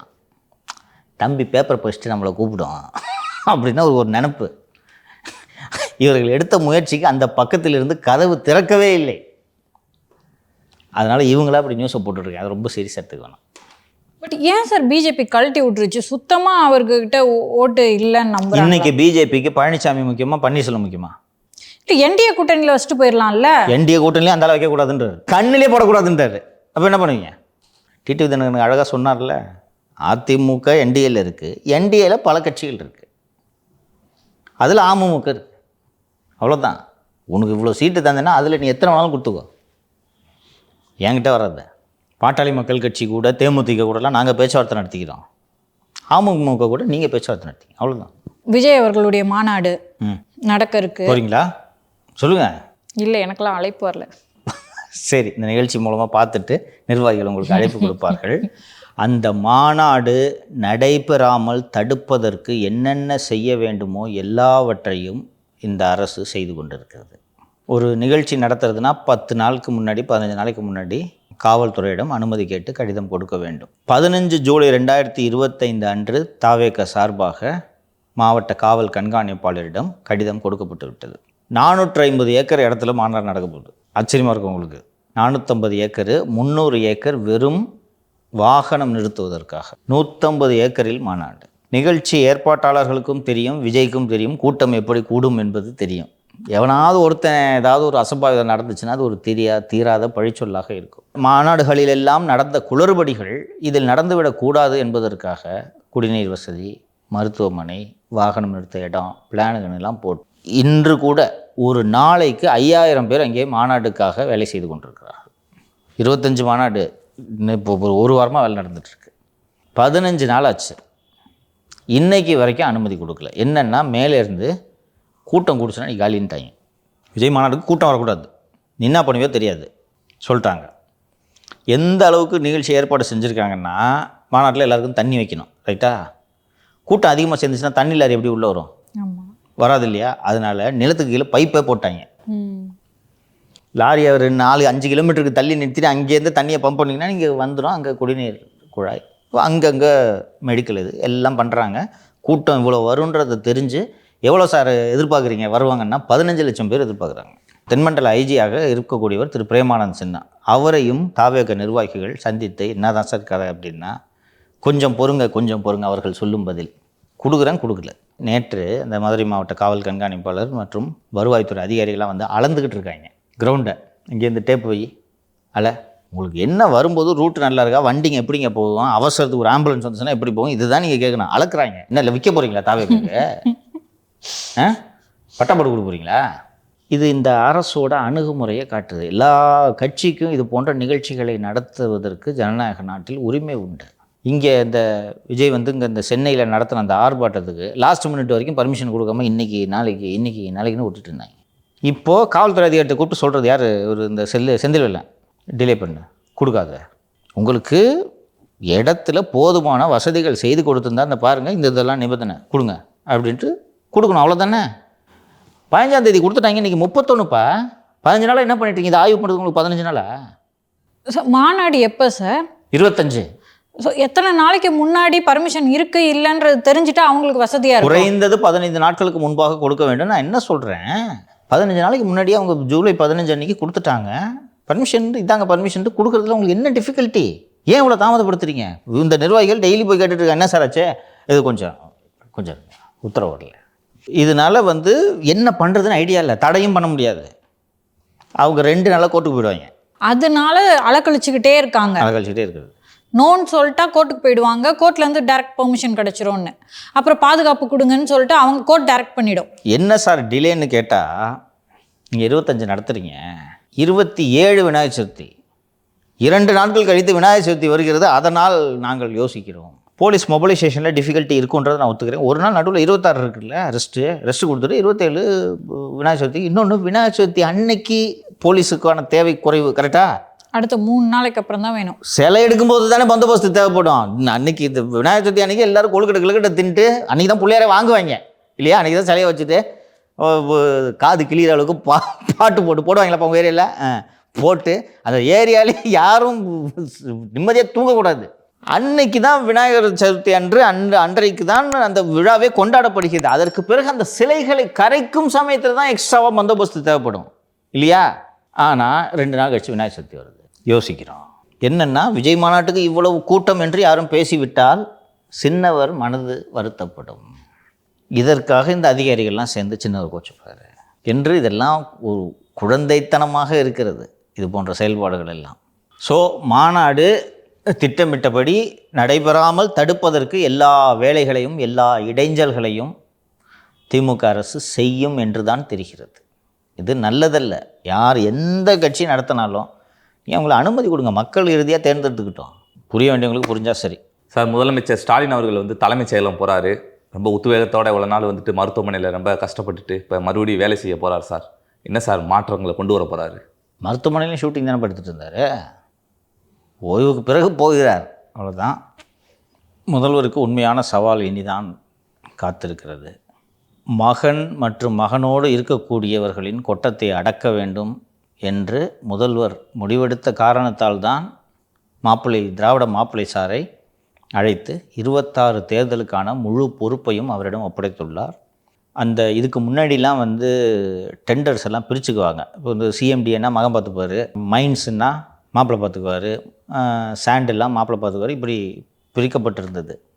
இப்போது எல்லா டெண்டர்களையும் மருமகன் பார்க்க வேண்டும், மருமகன் மட்டுமே டெண்டர்கள் உள்ளிட்டவற்றை முடிவு செய்ய வேண்டும் என்று தலைமைச் செயலகத்திலிருந்து உத்தரவு போயிருக்கிறது.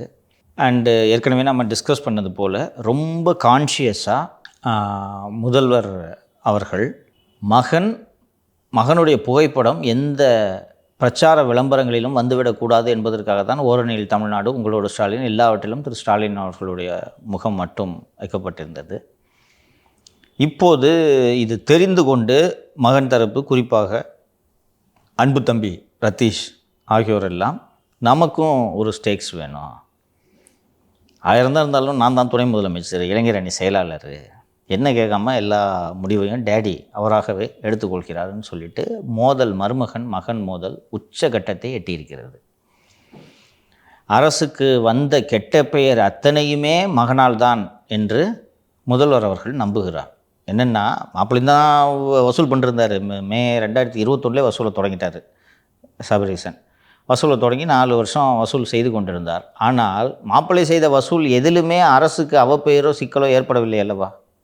பாதி வசூலை பிரித்து மகன்கிட்ட கொடுத்து, குறிப்பாக அண்ணன் திரு செந்தில் பாலாஜி அவர்கள் சிறை சென்ற பிறகு டாஸ்மாக் வசூலை பிரித்து கொடுத்ததனால் வந்த சிக்கல் தானே இன்று ஜூஜு வரை வந்திருக்கிறது. ஸோ இதற்கெல்லாம் காரணம் யார் என்றால், குறிஞ்சி இல்லத்தில் சுற்றி கொண்டிருக்கக்கூடிய குறுநில மன்னர்கள் என்ற முடிவுக்கு முதல்வர் வந்திருக்கிறார். அதனால தான் அவர் சபரீசனை அழைத்தது. உதயநிதியோட பிஏ மணிராஜ் என்று ஒருவர் இருக்கிறார், டிஆர்ஓ டெப்யூட்டி கலெக்டர் காடர் அதிகாரி. அவர் டெப்டி சிஎம்க்கு தானே செக்ரட்டரியேட்டில் ஆஃபீஸு, டெப்டி சிஎம்க்கு வீட்டில் தானே ஆஃபீஸு. அதனால் அவர் வீட்டிலே இருந்து கொண்டு இந்த ஒரு கூட இருக்காங்களே இந்த ரதீஷு இவர்களெல்லாம் இந்த அதிகாரிக்கு ஃபோனை போடு, அந்த அதிகாரிக்கு ஃபோனை போடு என்று மணிராஜ் தான் டெப்டி சிஎம் வீட்டிலிருந்து லேண்ட்லைன் மூலமாக அதிகாரிகளை அழைத்து இன்ஸ்ட்ரக்ஷன் கொடுக்குற வேலையெல்லாம் இப்போதும் நடந்து கொண்டிருக்கிறது. இந்த அதிகாரிகளெல்லாம் மிரட்டும் வேலையை இவர்கள் செய்து கொண்டிருக்கிறார்கள். நேற்று கூட நம்ம பேசணும், இந்த இன்ஸ்டா பைத்தியம் ஒன்று இருக்குது திருச்சியில், வரம் தரும் வரும்னு. அவர் இந்த டிஜிபி ஸ்பெசிஃபிக்காக இப்படி ஒரு உத்தரவு போட்ட பிறகும் அவர் சோழ மண்ணின் சோழன் அது ஒன்று போட்டிருந்தார்ல, அது மாதிரி இன்ஸ்டாலெல்லாம் போடுறதுக்கு காரணம் டிஜிபி நடவடிக்கை எடுப்பதற்கு ஒரு மெமோவோ ஷோகாஸ் நோட்டீஸோ அனுப்பினால் டெபுட்டி சிஎம் வீட்டிலிருந்து ரத்தீஷிடமிருந்து ஃபோன் போகும், மணிராஜிடமிருந்து ஃபோன் போகும். இதையெல்லாம் சுட்டி காட்டுகிறார்கள். இந்த வரம் தரும் வருண் இந்த ஆட்டம் போடுறதுக்கு காரணமே ரத்தீஷ் மற்றும் உதயநிதி அவர்கள் கொடுக்கும் தைரியத்தில் தான் இவர் எந்த அதிகாரிக்கும் உயரதிகாரியை மதிக்காமல் வருண் இப்படி நடந்து கொண்டிருக்கிறார். அதனால் இவர்கிட்ட அதிகாரம் போச்சுன்னா எந்த அளவுக்கு மோசமாகன்றது பார்த்துங்க. அதுவும் எப்படி சொல்லி மிரட்டுறது, திருப்பி டிஎம்கே கவர்மெண்ட் வந்தால் அண்ணன் தான் சிஎம் இப்படி தான் சொல்கிறாங்க, அண்ணன் தான் சிஎம். இவர்களும் அப்படி நினைக்கிறார்கள். வருண் என்கிட்டயே சொன்னார், அவர் தான் ஃப்யூச்சரு, இப்படி இருந்தாலும் நாளைக்கு அவர் தான் சிஎம் ஆக போகிறாரு. இல்லை சார், ஜெயிச்சா அடுத்த மாதம் கையில் கொடுத்துட்டு போயிட முடியும் தானே சார்? முடியும், கையில் வந்துடும். வரலனாலும் சிஎம் தள்ளி விட்டுட்டு போய் உட்காந்துக்கிறதுன்ற மூடுக்கு வந்துட்டாங்க அவங்க. இதுக்கு மேலெல்லாம் பொறுமை இல்லை. அண்ணே என்னென்ன எப்போ பார்த்தாலும் யூசின்ட்டு 4-5 பேர் உட்காந்து உயிர் எடுத்துகிட்டு இருக்காங்க.